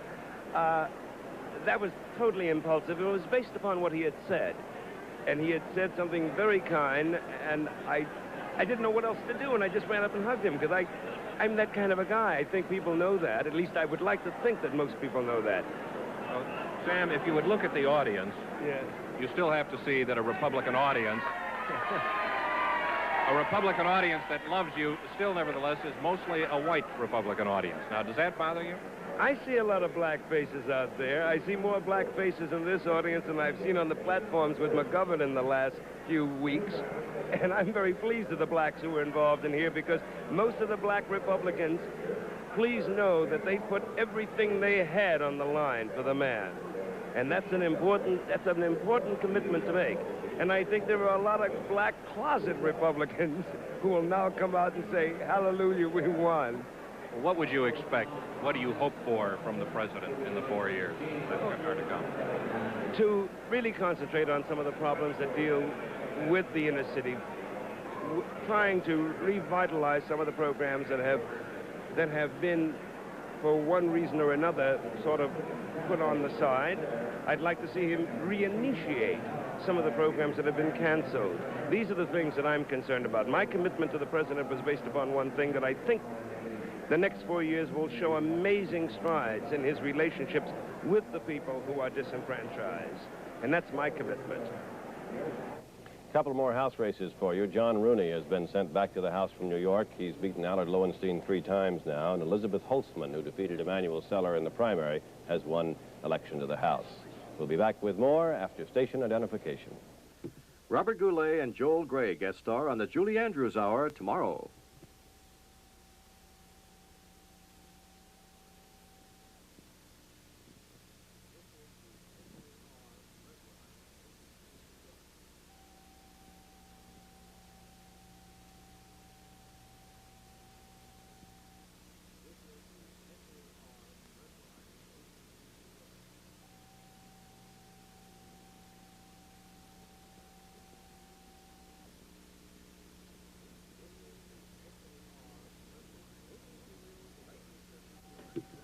ABC News Election 72 continues, brought to you by Lincoln Mercury, where cars are built better to ride better at the sign of the cats.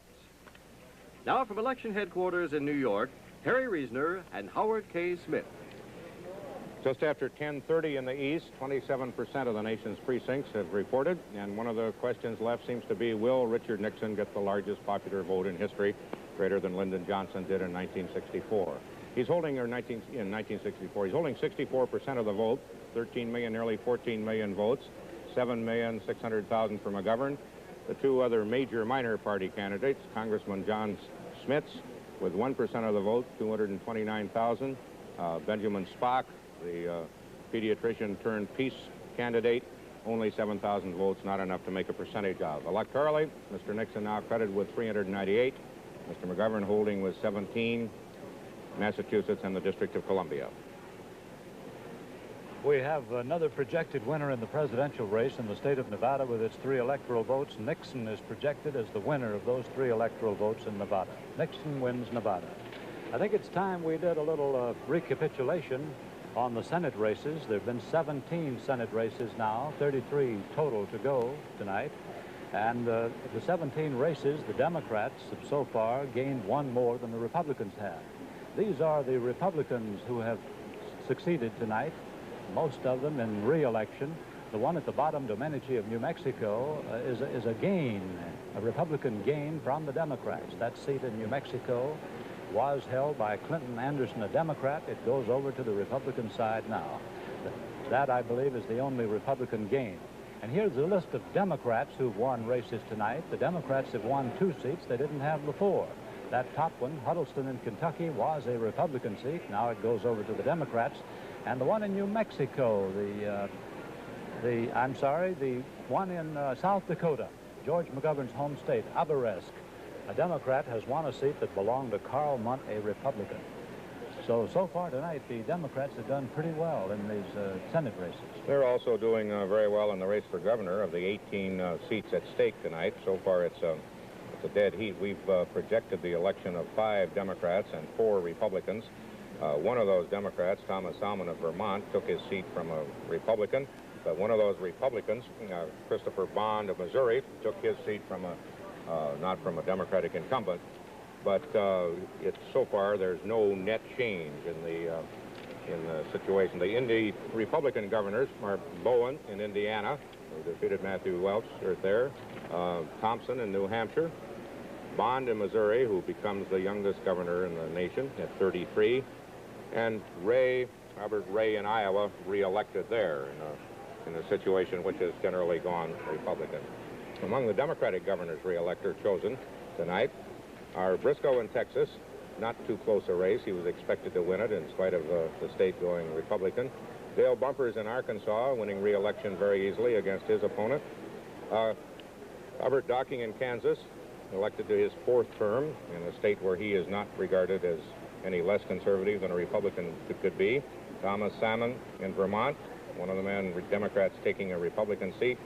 And Richard Knipe in South Dakota. Richard Knipe winning handily in George McGovern's home state, where George McGovern is in trouble. Harry, there have been some very interesting House results. I'd like to report some of them. We've neglected the House of Representatives. In New York, Elizabeth Holtzman, who defeated 50-year House veteran Emanuel Seller in the Democratic primary, has been elected as a congressman or congresswoman from Brooklyn. Brooklyn Congressman John Rooney, a staunch conservative who defeated liberal Allard Lowenstein in a Democratic primary, has won another term. In New York also, liberal Congressman Ogden Reed, who switched from the Republican to the Democratic Party this past March, has been re-elected, though his congressional district is mostly Republican. In Texas, Democrat Barbara Jordan has been elected as the first black House member from a southern state in this century, and the second black woman who will go into the House of Representatives after Shirley Chisholm. In Massachusetts, Congresswoman Louise Day Hicks of Boston, the conservative Democrat, has won her race. Down in Huntsville, Alabama, is a man who ran for vice president with Adlai Stevenson in 1952, and today fought off a challenge for the Senate seat that he's occupied ever since I can remember, Senator John Sparkman, who we project the winner in Alabama. Senator Sparkman, can you hear us down there? Quite well, yes. You feel that the party is going to survive the new Republican Solid South? Are you about to convert to be a Republican? Not at all. I'm absolutely confident that the party will survive, not only here in Alabama, but throughout the nation. It's been down before, and so has the Republican Party. Each one has managed each time to come back. Senator Sparkman, I know that the man you raced against tonight, Winton Blunt, is actually a friend of yours, yet you've had to say some hard things about one another. Are you still friends? Well, I hope I'm a friend to everybody. That is the perfect political answer, I think. Tell me, what Well, you know, after winning, a fellow can afford to be friendly. You're so right. What do you attribute your victory to? What factor put you across, do you think? I ran on my record of performance. It's a long, good record. 36 years. And I told the people that I was running on that record. They knew I had done good things for them and that I would continue to do the same kind of good things. They remembered those things I'd done. They believed my promise, and they supported me. Well, thank you very much, Senator Sparkman. It's been a pleasure talking to you from New York, and congratulations. We have a projected race in the United States Senate, a result in the U.S. Senate, which is startling. One of the surprises of the night. In Iowa, Jack R. Miller, the incumbent Republican, who is second-ranking man on the Agriculture Committee, has lost to a relatively little-known Democrat, Dick Clark. Dick Clark, the Democrat, has taken a race that was a seat that was considered safe away from the Republicans in Iowa. I wonder if that by any chance has something to do with the dissatisfaction of the farming community with the way things have gone in the last year or so. I wonder if that's where we're seeing it and not in the presidential totals. We now have another important projection in a gubernatorial race. ABC News, in the race in West Virginia for governor, has projected that Governor Arch Moore, the incumbent, has defeated John D. Rockefeller IV, the glamorous challenger, running with 34% of the precincts in, about a 4 percentage point lead. Governor Moore has defeated J. Rockefeller. We'll have more on Election 72 in just a moment. Many Democrats obviously have gone over into the Republican column to produce this landslide in the making tonight, but far the most famous, possibly the most effective of them, is John Connally of Texas. Mr. Connally, Governor Connally, or Secretary Connally, I don't know what to call him, is in Houston at our affiliate there. Mr. Connally, what do you think about the fruits of your labors tonight? Well, Mr. Smith, I'd like to think that these were the fruits of my labors, but I'm afraid they're not. I rather think the election results tonight reflect great confidence in the American people and the actions of the president, particularly in the field of foreign relations, his efforts to bring peace to this world. And more than that, I think it reflects a confidence in his courage to meet the domestic problems that we have. I must say, I would assign even a further reason for this unprecedented sweep in the history of American politics, and that is simply that Senator McGovern, as I thought, really misjudged the American people, was outside the mainstream of his own party and the people generally in the country. Actually, the president could not have scored a sweeping victory of this kind with just Republican votes. He had to do it with independent and Democratic votes in unprecedented numbers that crossed over to vote for him. So I think it's a great victory, obviously. I think it's also one that needs to be studied. Well, Governor Connally, I was just going to ask that. This is Harry Reasoner. Yes, sir. And you've got a couple of problems now. You've got a Republican Party, which is maybe going to have the greatest election in history, but did it with a lot of crossovers and with a man who is now automatically a lame duck. You've got a Democratic Party in disarray. What happens to Democrats for Nixon in 1976? Well, obviously, the Democrats for Nixon, as we know them today, will be disbanded. They're already disbanded as of today. But I think the message, Mr. Reasoner, is simply that the voters of this country, the average citizen, is saying to both parties, they're sending a message to both parties, that they're not going to be bound by the traditional ties of party discipline. They're going to vote for the man, and they're saying to both parties that you're going to have to give us men of responsibility, men of reason, men of logic, men who really represent the broad middle ground of American political thought, or we're not going to support them, regardless of what ticket they run on. Governor, I think this is one of the messages that Governor, they're saying loud and clear. I'm interested in the future of John Connally. What's going to happen to him in the next year or two? Mr. Smith, I frankly don't know. I hope that I stay out of public life. I don't want an appointment, as you well know. I hope none, as far as I know, none's going to be offered to me, and I certainly wouldn't be presumptuous enough to assume that it is. But if one should be, I hope I can show the good judgment, really, to refuse it. Not that I don't want to serve my country, but I think I have. And I did what I did this year, not because I had any political plans, but because I felt very strongly and very deeply that President Nixon was the better man of the two, and I think America's won a great victory. And what happens to John Connally, frankly, is of no consequence to the country.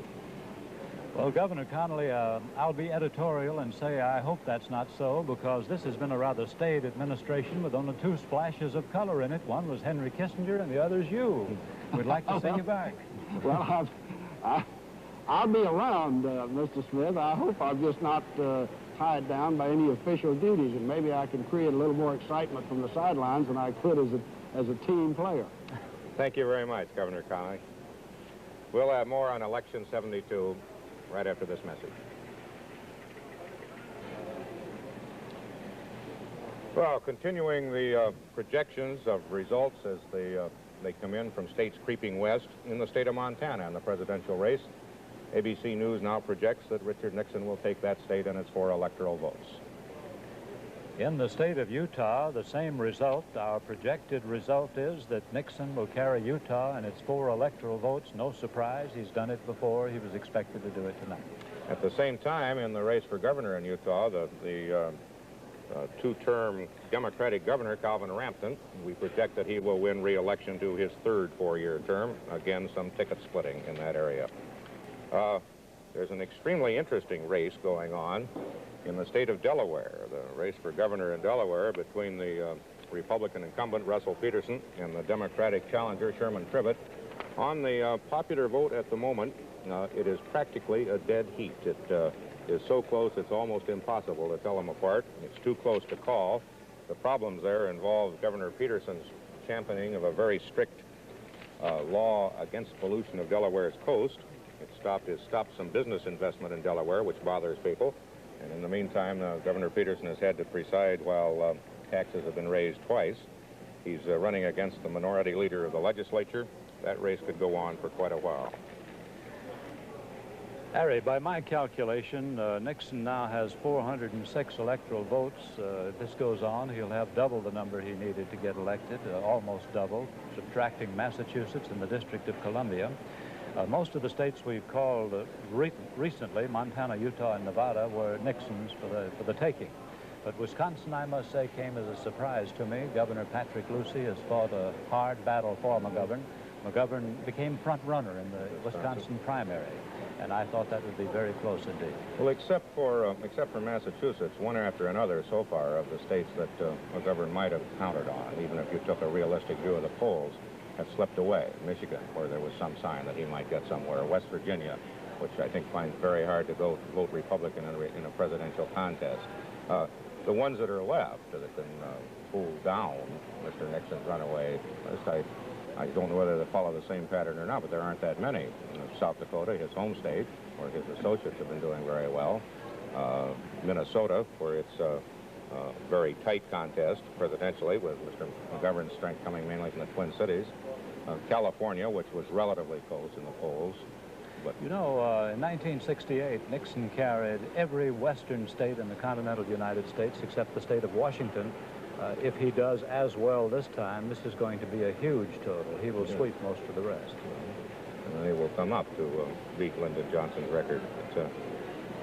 I'm sorry I didn't ask John Connolly about that, what his friend and my friend LBJ think about that. I don't. I don't. It's eerie listening to John Connolly. If you listen to him and don't look at him, you could swear that it was Lyndon Johnson, a stronger Lyndon Johnson, say 10 years ago, talking at you. Incidentally, in Texas, you know, Lyndon Johnson didn't campaign for anybody, but his daughter, Lucy Baines Johnson Nugent, did appear for McGovern with McGovern, as did Liz Carpenter, who was Mrs. Johnson's press secretary, as did several other people connected with Lyndon Johnson. Go ahead. No, as we mentioned before, we've been following the ABC City this fall, Columbus, Ohio, as being typical. And tonight, Jim Kincaid, who's been there all fall, has assembled a group of people of varying political ideas. I think it's time we went back and got a report. So far, there doesn't seem to be any serious argument. Is that right, Jim? Nobody's hitting anyone. Harry, at least so far, there haven't been any casualties here at the Royal Inn, but we're not giving up entirely.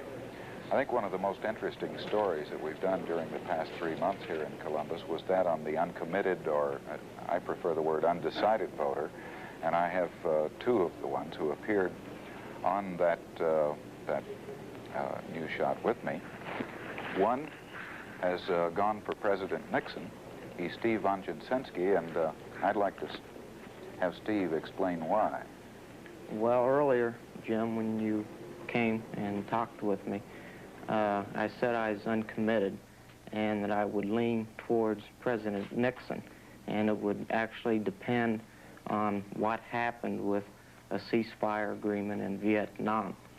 My feelings were that if a settlement was signed prior to the election, that I would vote for Senator McGovern under the assumption that it was postponed only to be done at the election and try to have a wave of support from the president saying, well, so it was done. When the ceasefire didn't come about, you figured that was a plus for President Nixon, and that it wasn't a political ploy. Yeah, I felt that it was not, in the sense that it was done deliberately at this time.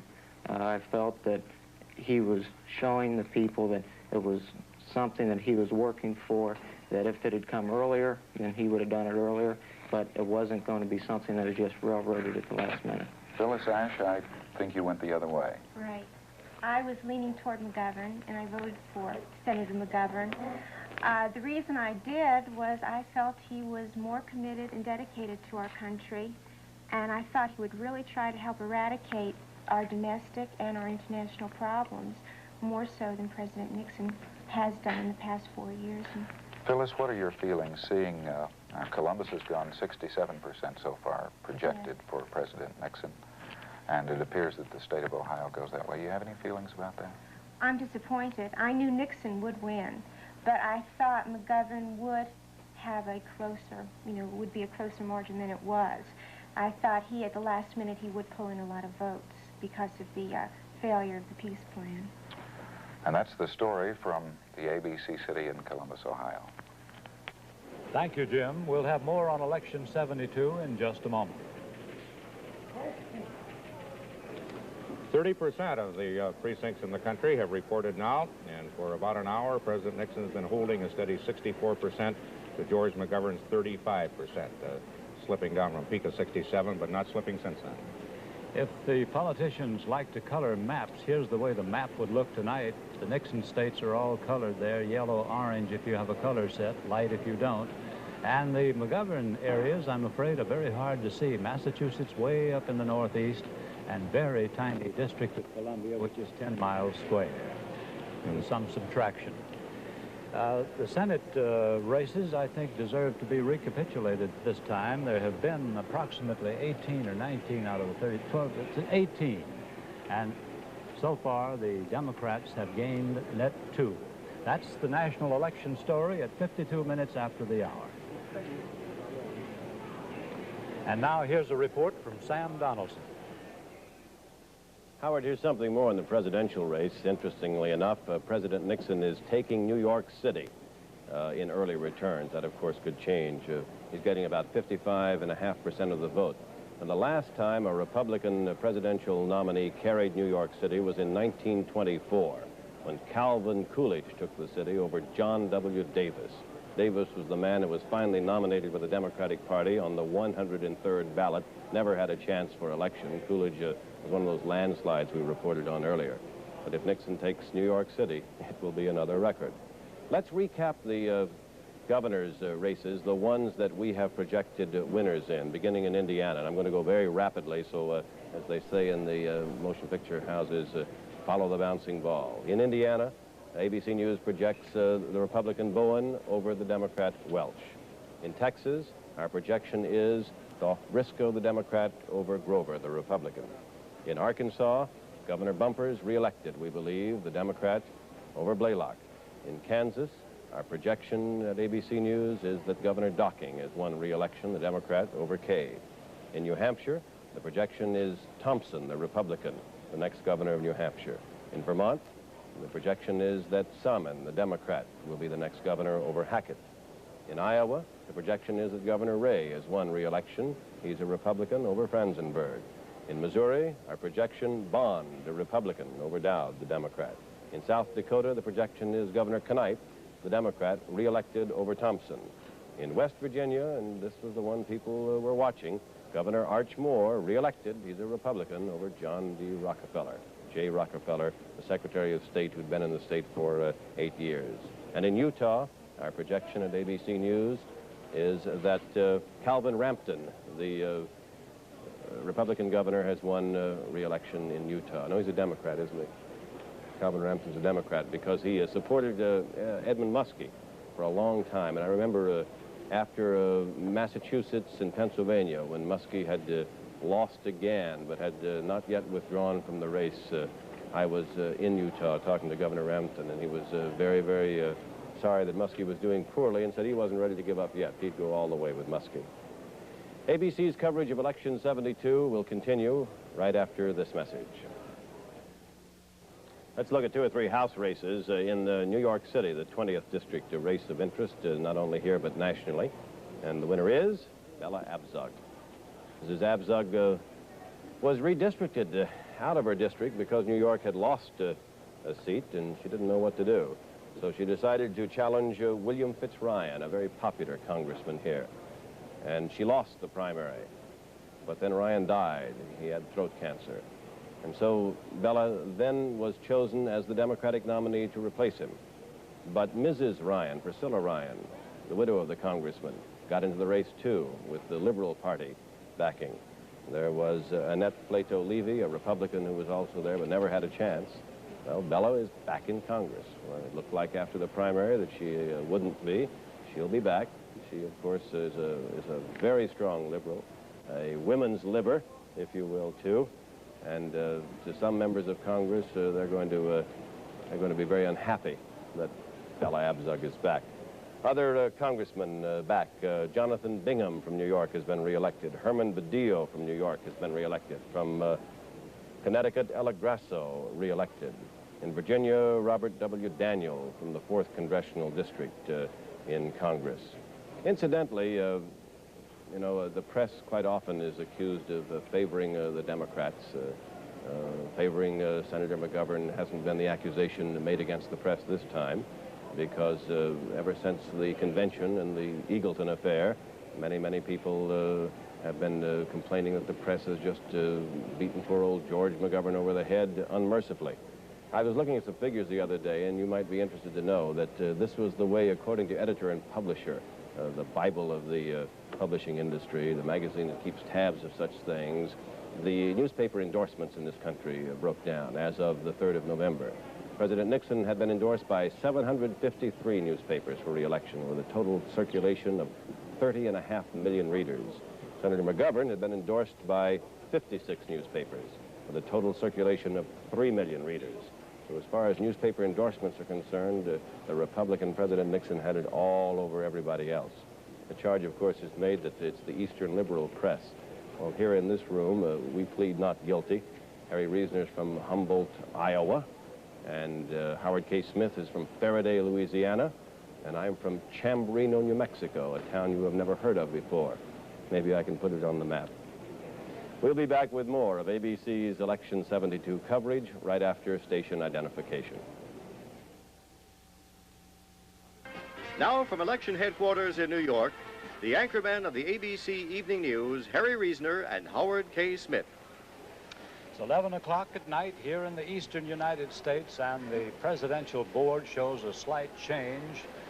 About 2 hours ago, President Nixon had 67% of the votes. It's gradually declined to where it's now 63% of the votes to McGovern's 36%. In electoral votes, President Nixon is way ahead with 440 electoral votes to McGovern's 17, deriving from D.C. and the state of Massachusetts. And there's just been a substantial further blow to George McGovern. ABC News now projects that in the race in his home state of South Dakota, he becomes the first presidential candidate in living memory to lose his home state, and particularly in a state which never had a presidential candidate before. But they still, ABC News projects he will lose it to Richard Nixon. And his own senatorial candidate won. His senatorial candidate won. His Democratic governor won re-election. George McGovern did not. I have a couple more projections here, Harry. In the state of Wyoming, we project that Senator Cliff Hansen will win Wyoming's 3 electoral votes over Mike Vinich. That was expected. That's Hansen over Vinich. Everyone expected that to happen. In the state of New Jersey, a much more important state from the viewpoint of the number of electoral votes, 17 electoral votes in New Jersey.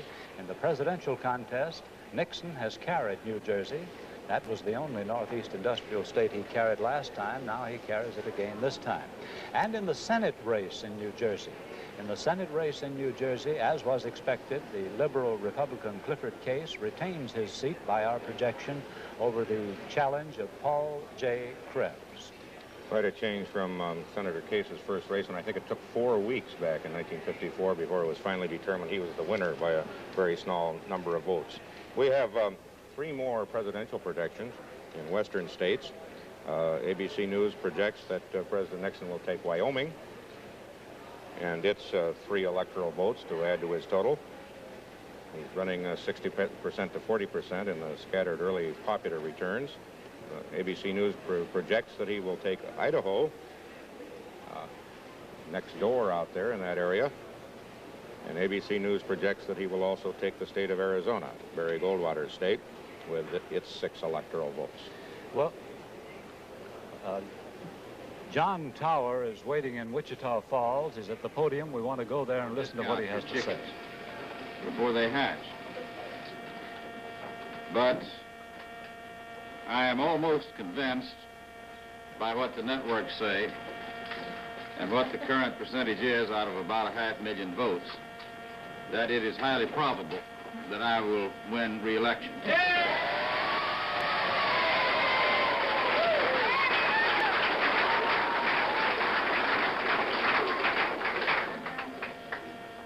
Out of a 500,000 votes, it appears that I'm standing at about 56%. My opponent at 43%, with 1% going for others, I would assume primarily La Raza Unida, Mr. Flores Amaya. So I would have to conclude that probably I'm going to win re-election. And I would then have to say that the reason is because all of you, most of you here are Wichitans, but a number of you have come in from out of town, from other parts of Texas. And I think it's that you did it. I certainly probably made mistakes in the campaign, but as far as I can see it in my organization, the constituent parts of that organization, namely you, the people who worked out at the grassroots, did a splendid job and made no mistakes. And that's why I think that we can appear here tonight in what appears to be a victorious configuration. And all I can say is that I'm deeply grateful to all of you. It's probably the best organized, the best manned, best financed campaign that I have ever seen in the state of Texas. And I have always been of the contention that it's not candidates, but people who win elections. So assuming that we have won the election tonight, I must say that you did it. And I'm so grateful to you. Senator John Tower, the incumbent Republican in Texas, who thought he might have some problems and has still not been projected a winner by ABC News, but is running well ahead of Barefoot Sanders with about a third of the vote in. I have a projection here, Harry, in the contest for control of the United States Senate in the state of North Carolina. In North Carolina's Senate race, our projection shows Jesse Helms, the TV commentator and Republican, the winner of a Democratic-held seat from his opponent, the Democrat Congressman Galifianakis, Nick Galifianakis. Right now, Sergeant Shriver is appearing at the Washington Hilton. Let's go. Thank you very much. You're wonderful. Thank you.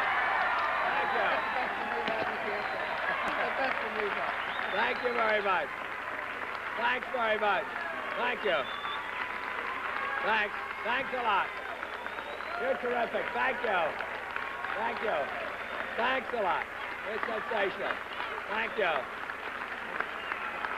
Thank you. Thank you. Thank you. Thanks.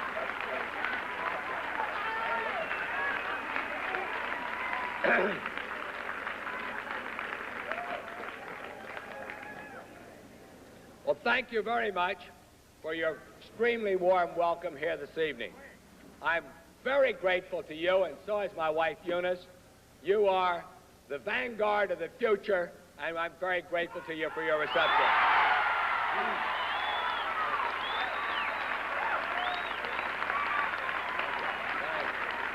Thank you. They're really good. That's right.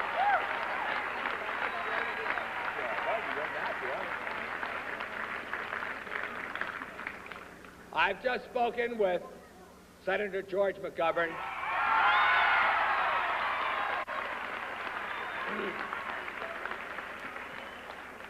And I'm happy to report to you that despite the election returns, he is in good heart with clear convictions about the rectitude of what he espoused during the campaign and his dedication to the people and to the future of our country.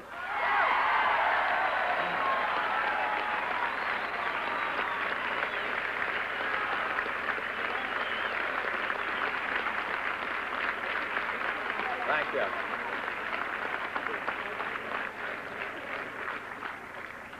He told me that he is just now leaving his hotel room and going over to the local headquarters to make his own statement about the election.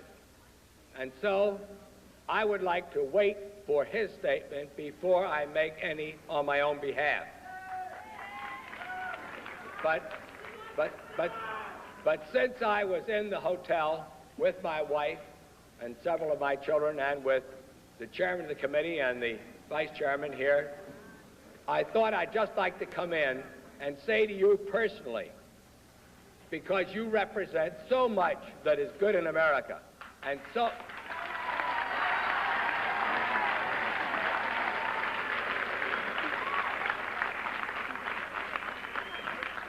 I wanted to say to you personally how deeply grateful I am, my family is, and how much we look forward to working with you in the years ahead. Sergeant Shriver, the Democratic vice presidential candidate, making a kind of a pre-concession concession statement. We'll have more on Election 72 right after this. Howard, coattails is a cliche of journalism that I've always been irritated by, and it's appeared in the lead of every story I've seen today. How long are President Nixon's coattails? Well, they look to me about, you know, about 8 inches below the waist, like anybody else's. They are not working in the political sense tonight in any discernible way. They're not working in 9/10 of the cases, but in at least 2, they may have had an effect. New Mexico, where Pete Domenici won a Democratic seat for the Republican Party, and North Carolina, where Jesse Helms won a Democratic seat for the Republican Party. But you match that against Iowa, where Jack Miller presumably lost a Republican seat in a heavily Republican state, and a couple of other similar examples that you can. Or Rhode Island, where Chafee had Nixon's coattails and didn't make it. Right. They beat it. I think it's a very dubious asset. Well, I remember you saying at one time during the primary that we were in an era of ticket splitting, an era of sophistication among American voters, and probably a good thing, a sign of maturity, and an era of sophistication in which you learn how to split tickets. It would mean that coattails would disappear, particularly in a case like this where he certainly didn't extend them very demonstrably. He didn't, and also in some of the southern states, they have arranged their voting machines so that it is almost easier to split your ticket and vote for president than vote the Democratic ticket than it is to vote a straight ticket. To vote a straight ticket, you got to pull 2 levers. Alabama's a case in point, Georgia too. So coattails, a candidate who depends on them is taking a very long shot chance, because they generally don't work. They didn't work under the popular Eisenhower. And he tried... whatever else you say, he's not as popular as Eisenhower. Well, he is in percentage-wise. He's more popular. He just proved it. 63%, and the highest General Eisenhower ever got was, what, about 56, 57? That may be 63% against George McGovern, not for Richard Nixon. But this race is developing interestingly. There have been some real upsets in the Senate races, and I'd like to call your attention to them.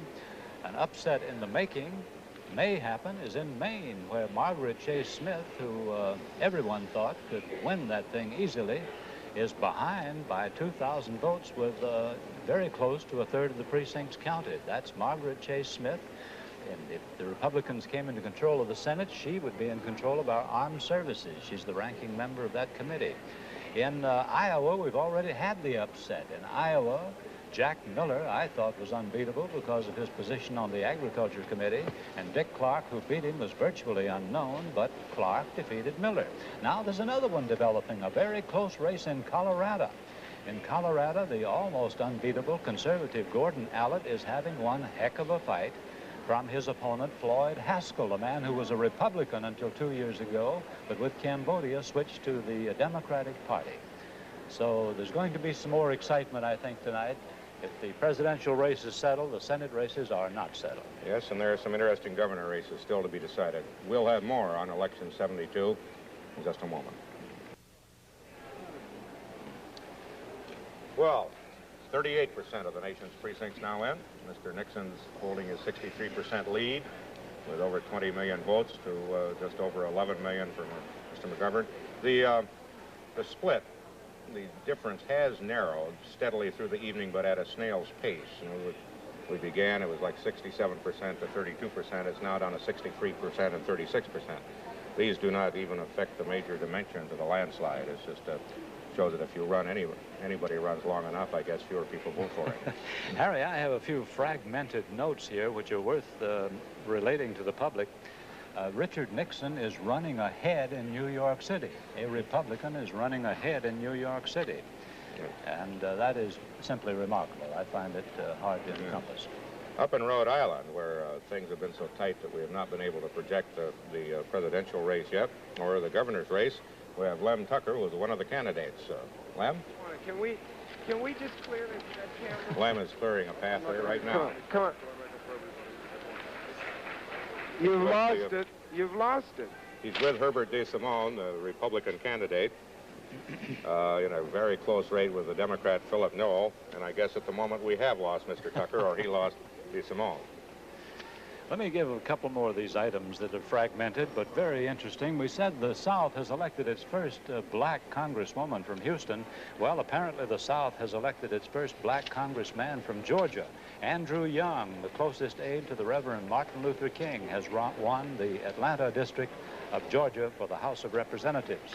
And one final note, polls have now closed on schedule in California, so soon we'll be having some results from the new first state in the Union in population.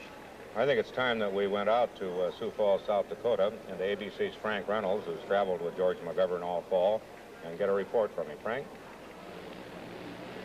Well, we're standing here in the lobby in the hallway just off the elevator bank, waiting for Senator McGovern to come down now. He's going to leave here and go on over to the Coliseum, where we understand there's some 5,000 people jammed in there waiting to cheer him, and I suppose he will get the kind of a reception there that Sergeant Shriver got, we heard about just a short while ago. Most of the senator's staff people have been coming down. They've cleared away an aisle for him here. I have no idea whether he's going to stop and talk. You know, there is something to be said for a candidate saving his statement until he reaches the platform in front of his supporters, the people here in South Dakota who have supported him, and many others who've come in from elsewhere, of course, to be with him on this night. Well, Frank, is it the assumption that this will be a concession statement? Oh, yes, sure. Yes. People have sent the telegram? Well, I don't know. I don't know whether he's done that, whether he sent the wire, but... They want to see me? I'm sure this is not going to be a let's stand fast, there's still a chance type statement, because Senator McGovern obviously has reached the conclusion that was apparent quite early in the evening. Thank you very much, Frank. We will come back when Senator McGovern is there or about to be there. We'll have more on Election 72 in just a moment. One place after another where George McGovern might have expected some success has failed him tonight. The latest, the state of Rhode Island. ABC News now projects that Rhode Island, most unusually, will go Republican in a very tight race, giving its 4 electoral votes to Richard Nixon. Down in Raleigh, North Carolina, Jesse Helms, the just about elected new Republican senator from North Carolina, is with correspondent Dave Snell. Come in, Dave. Mr. Helms, you have heard, as all of us have all through the evening, about the landslide that the president is apparently piling up, and there has been a lot of talk about coattails. I talked to your campaign director a while ago, and he says he doesn't think you got much coattail help from Nixon. What do you think? Well, of course, I don't know whom you talk to, but I'm quite confident that the president contributed substantially to the situation in North Carolina. And I'm grateful that he came here last Saturday. I don't know how to measure coattails, and I don't think anybody else really does, because you've got a mixed situation in the nation to the extent I've been able to analyze it by way of brief looked at the television tonight. I think it's more of a conservative thing in North Carolina. We had a clear-cut choice for the people, and I believe the people of North Carolina chose conservatively. But was there not a penance vote, vote for Nixon, and then people saying, well, I'm a Democrat, I really have to go back and vote for Galifianakis and the other Democrats? Well, I don't know. I've seen only sketchy returns, and I would not pretend to be an expert on what North Carolina did today. I like what they've done so far as I've seen it, but that's about the extent of it. All right, thank you very much, Mr. Helms. Yeah. Instead of going to local stations for cutaway time, we're going back to South Dakota, where Senator McGovern is about to appear. And his son-in-law? Frank Reynolds is at the senator's hotel.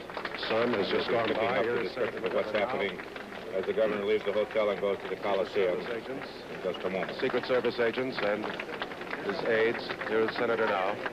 Mrs. McGovern, Senator, we're going on. I think we better go on over to the Coliseum. We'll see you over there. All right.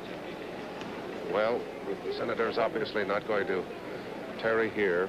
As we noted earlier, he probably would want to go on over to the Coliseum and talk to his supporters there. He gets a sort of hand that cheers the candidate's heart as he moves through the lobby. He seemed to me to be in pretty good spirits, but obviously he's had a rough evening tonight. It's not been a good evening for him to watch the television. He's going over to the Coliseum now, just a very short distance away from this hotel. There is the big planned victory celebration, or at least the election night gathering. And obviously now, although there will be a lot of cheering and screaming and stomping, and I suppose they'll be yelling, "We want George," just as at rallies before, the senator will have a very sober statement to make. This is Frank Reynolds in the McGovern Hotel headquarters in Sioux Falls, South Dakota. Well, apparently I'm not supposed to go off just yet, so I'll stay. Let's see if we... Senator McGovern has moved out now. If I can just move around another camera, I'm afraid I'm not going to be able to do it. Well, while you're hunting, Frank, we will fill in for you and point out that... He has gone out to get into his car now. The motorcade will form up. It won't take him very long to get over there. At the other location in Sioux Falls is Frank Tomlinson. One thing about Sioux Falls, South Dakota, it won't take very long for the senator to get from the Holiday Inn to the Coliseum. Frank Tomlinson should be in the Coliseum now. There has been no official announcement here at the Coliseum that Senator McGovern is on his way. The rock band is still playing. A group is still dancing. They're crowded wall to wall. The decorations are all up, ready for a victory celebration. But of course, there will be no victory celebration here tonight. The hall is filled with mainly a lot of young people. I was talking with some of them just a little while ago and asked them about what seems to be George McGovern's defeat. They said, well, he ran a good race. He didn't blow it. And one of them said, look, man, he's a voice that needed to be heard, and we hope a lot of people did hear him. The people here in the audience are, as you can well see, crowded shoulder to shoulder, awaiting the arrival of George McGovern. He'll be coming from the Holiday Inn downtown here in Sioux Falls, and that's approximately 5 blocks away. It will take him several more minutes to get over here, but everyone is now ready to hear what George McGovern has to say. It will not be a speech of happiness, that we're sure of, but Senator McGovern is certainly to put on one of his most effective speeches of this whole campaign. These are the people who have backed him. They have backed him all along, all throughout the campaign. Many of them are South Dakota political workers, members of the Democratic Party that George McGovern helped to build. He started the Democratic Party really about 15 years ago here in this state, and as Harry Reasoner said not too long ago, he is probably the first presidential candidate not to carry his own home state. The people here don't seem to be in any jovial mood by a long distance. They don't seem to be sad either. They just seem to be awaiting that final word when George McGovern takes the podium here and thanks them for their work and tells them that he did the best he could, and that we expect him to say the election is now over and we can rally behind President Nixon. Even though earlier in the campaign, Senator McGovern said that he wouldn't say that, or at least he would have a difficult time asking people to rally behind President Nixon. The motorcade is, we assume, on its way here right now. They're still waiting. The bands have stopped playing now. A few minutes ago, the rock band was playing a popular song of the day, and they said, when things look darkest, you want to listen to the words of this song. It was called Keep On Truckin' and Truck Your Blues Away. Everyone cheered and everyone started dancing. So far, no sign of any of the McGovern party as yet. They should be here, I would say in the next 2 or 3 minutes. They have some 5 to 6 blocks to go. There is just an announcement being made now, but it is not the announcement that George McGovern is on his way. That has officially to be announced here. We fully expect this crowd to go slightly wild when Senator McGovern does arrive. They've been waiting here since 7 o'clock on the local time. Senator McGovern is not yet at the Coliseum. ABC News coverage of Election 72 will continue right after this message. ABC News Election 72 continues, brought to you by Ford and your Ford dealers. See all the better ideas for 73 at your Ford dealers. Now from election headquarters in New York, Howard K. Smith and Harry Reasoner.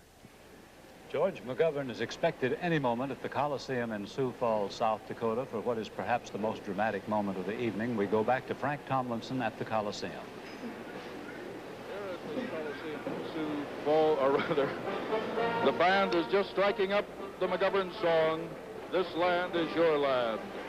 Senator McGovern will come through the door just over my left shoulder. The band now playing, awaiting the arrival of Senator McGovern. It should be just a few more minutes before the senator is here.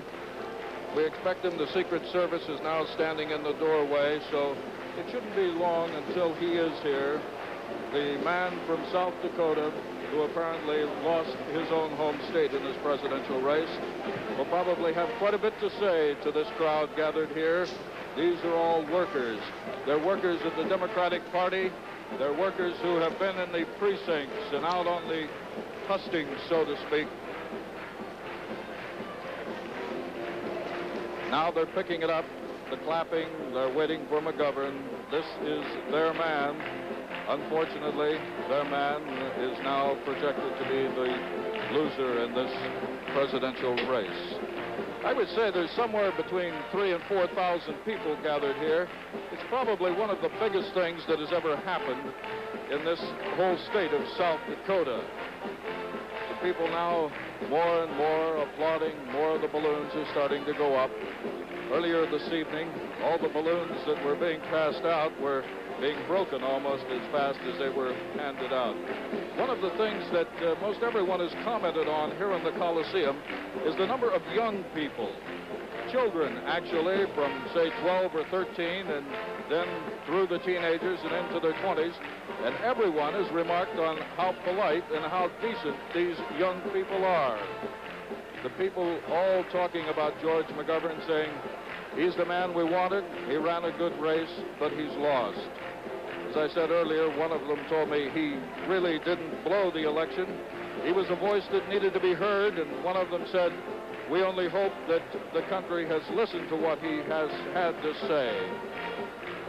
Now this band from Arlington, South Dakota, the high school band from Arlington, winners of many contests, they're now waiting for George McGovern. I'm looking over at the door now. Many more Secret Service men are around and people looking in through the door. Apparently, Senator McGovern will be coming through that door in the next minute or so. Everyone here now clapping in unison to the song, "This Land Is My Land," and here he is. Mrs. McGovern preceding him, coming up on the stage, shaking hands. George McGovern, he may have lost the race, but he didn't lose the hearts of these people. Now approaching the podium, Senator McGovern waving to the crowd. It's obvious this crowd is certainly McGovern territory. This is the place where Senator McGovern calls home. And everyone is just ecstatic over his presence here in the Coliseum tonight. He's now pulled out a short, what looks like a short speech, laid it on the podium, spending his time accepting the plaudits of this audience. The McGovern workers who have struggled through some 22 months with Senator McGovern. They're now waiting to hear what he has to say. He leans over, talks to Mrs. McGovern now, Eleanor McGovern. Thank you very much. Waves to the crowd. He almost has the smile of a winner on his face. This crowd certainly thinks he is. whether the electorate thinks so or not. Senator McGovern now laying his speech on the podium. Sergeant Shriver is in Washington at the Washington Hilton watching Senator McGovern. He said earlier he would stave his formal statement until he heard the senator.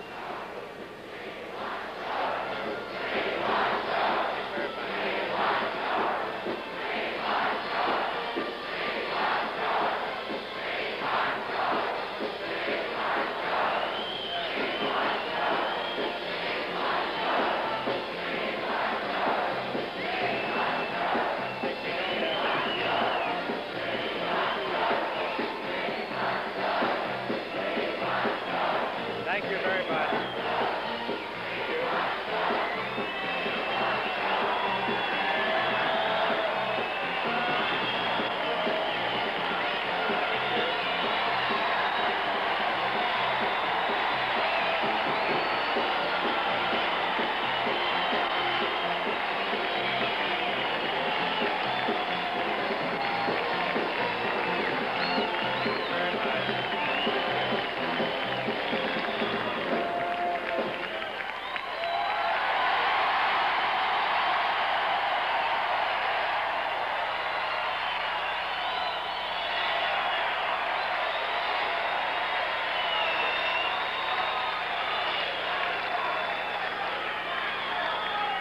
Thank you very much. All right. Well, here among my friends in South Dakota, where this campaign began almost 22 months ago,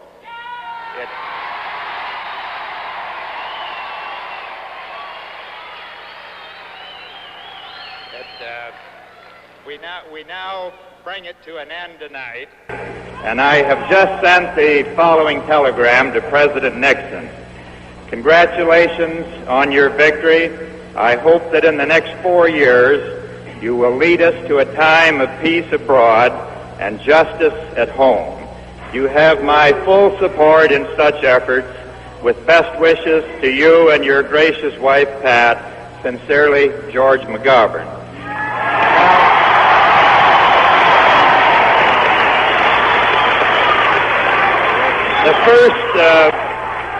The first presidential concession that I remember hearing was that of Adlai Stevenson in 1952. He recalled the old Lincoln story of the boy who had stubbed his toe in the dark, and when the lad was asked how it felt, he replied, "Well, it hurts too much to laugh, but I'm too old to cry."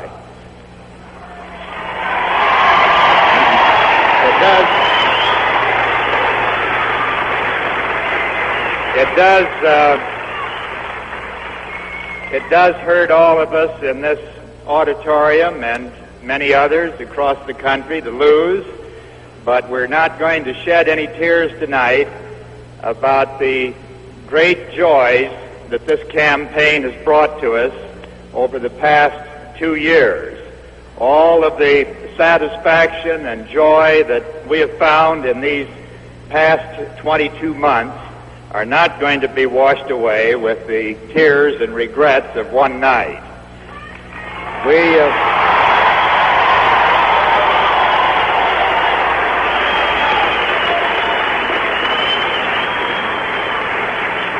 have found the greatest outpouring of energy and love that any political effort has ever inspired, at least in my lifetime. Eleanor and I and our family, along with Sergeant and Eunice Shriver, will never forget the people of this campaign. And those...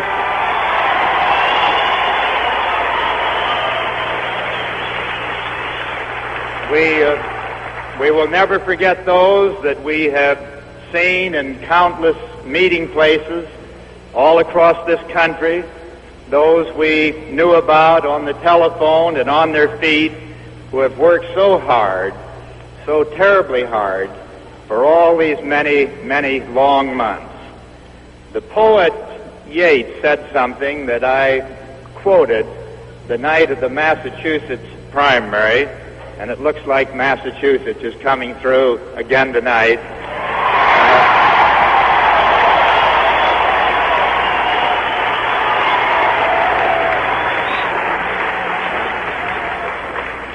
Yates said, "Count where man's glory most begins and ends, and say, my glory was I had such friends." And that's the way I feel tonight. Now, the presidency belongs to someone else, but the glory of these devoted working friends and their dedication to the noble ideals of this country sustains us now, and it will sustain our country. We will shed no tears because all of this effort, I am positive, will bear fruit for years to come.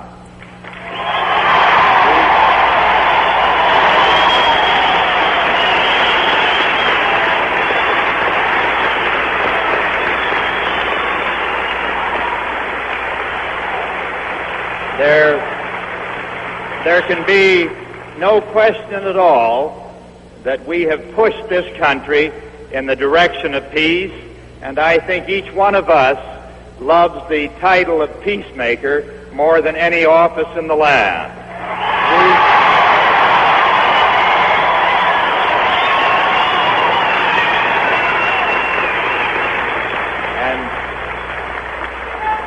And we will press on with that effort until all the bloodshed and all the sorrow have ended once and for all.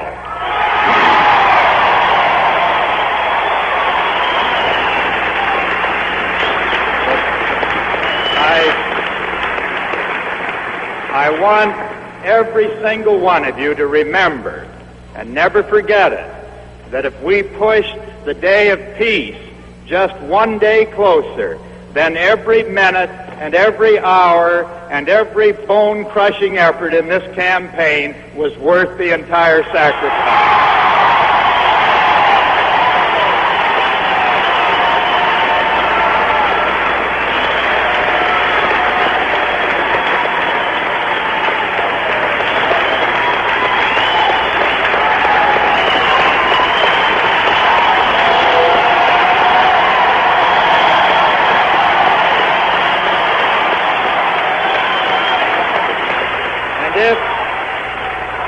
If we have brought into the political process those who never before have experienced either its joy or its sorrows, then that too is an enduring blessing.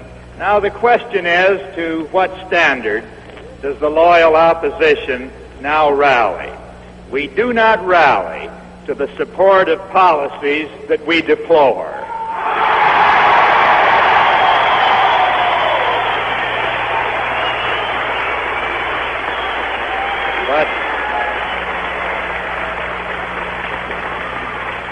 But we do love this country, and we will continue to beckon it to a higher standard. So I ask all of you tonight to stand with your convictions. I ask you not to despair of the political process of this country, because that process has yielded to much valuable improvement in these past 2 years. The Democratic Party will be a better party because of the reforms that we have carried out. The nation will be better because we never once gave up the long battle to renew its oldest ideals and to redirect its current energies along more humane and hopeful paths. So let us play the proper role of the loyal opposition, and let us play it in those familiar words from Isaiah that I've quoted so frequently. They that wait upon the Lord shall renew their strength. They shall mount up with wings as eagles. They shall run and not be weary. They shall walk and not faint. God bless you. Good night.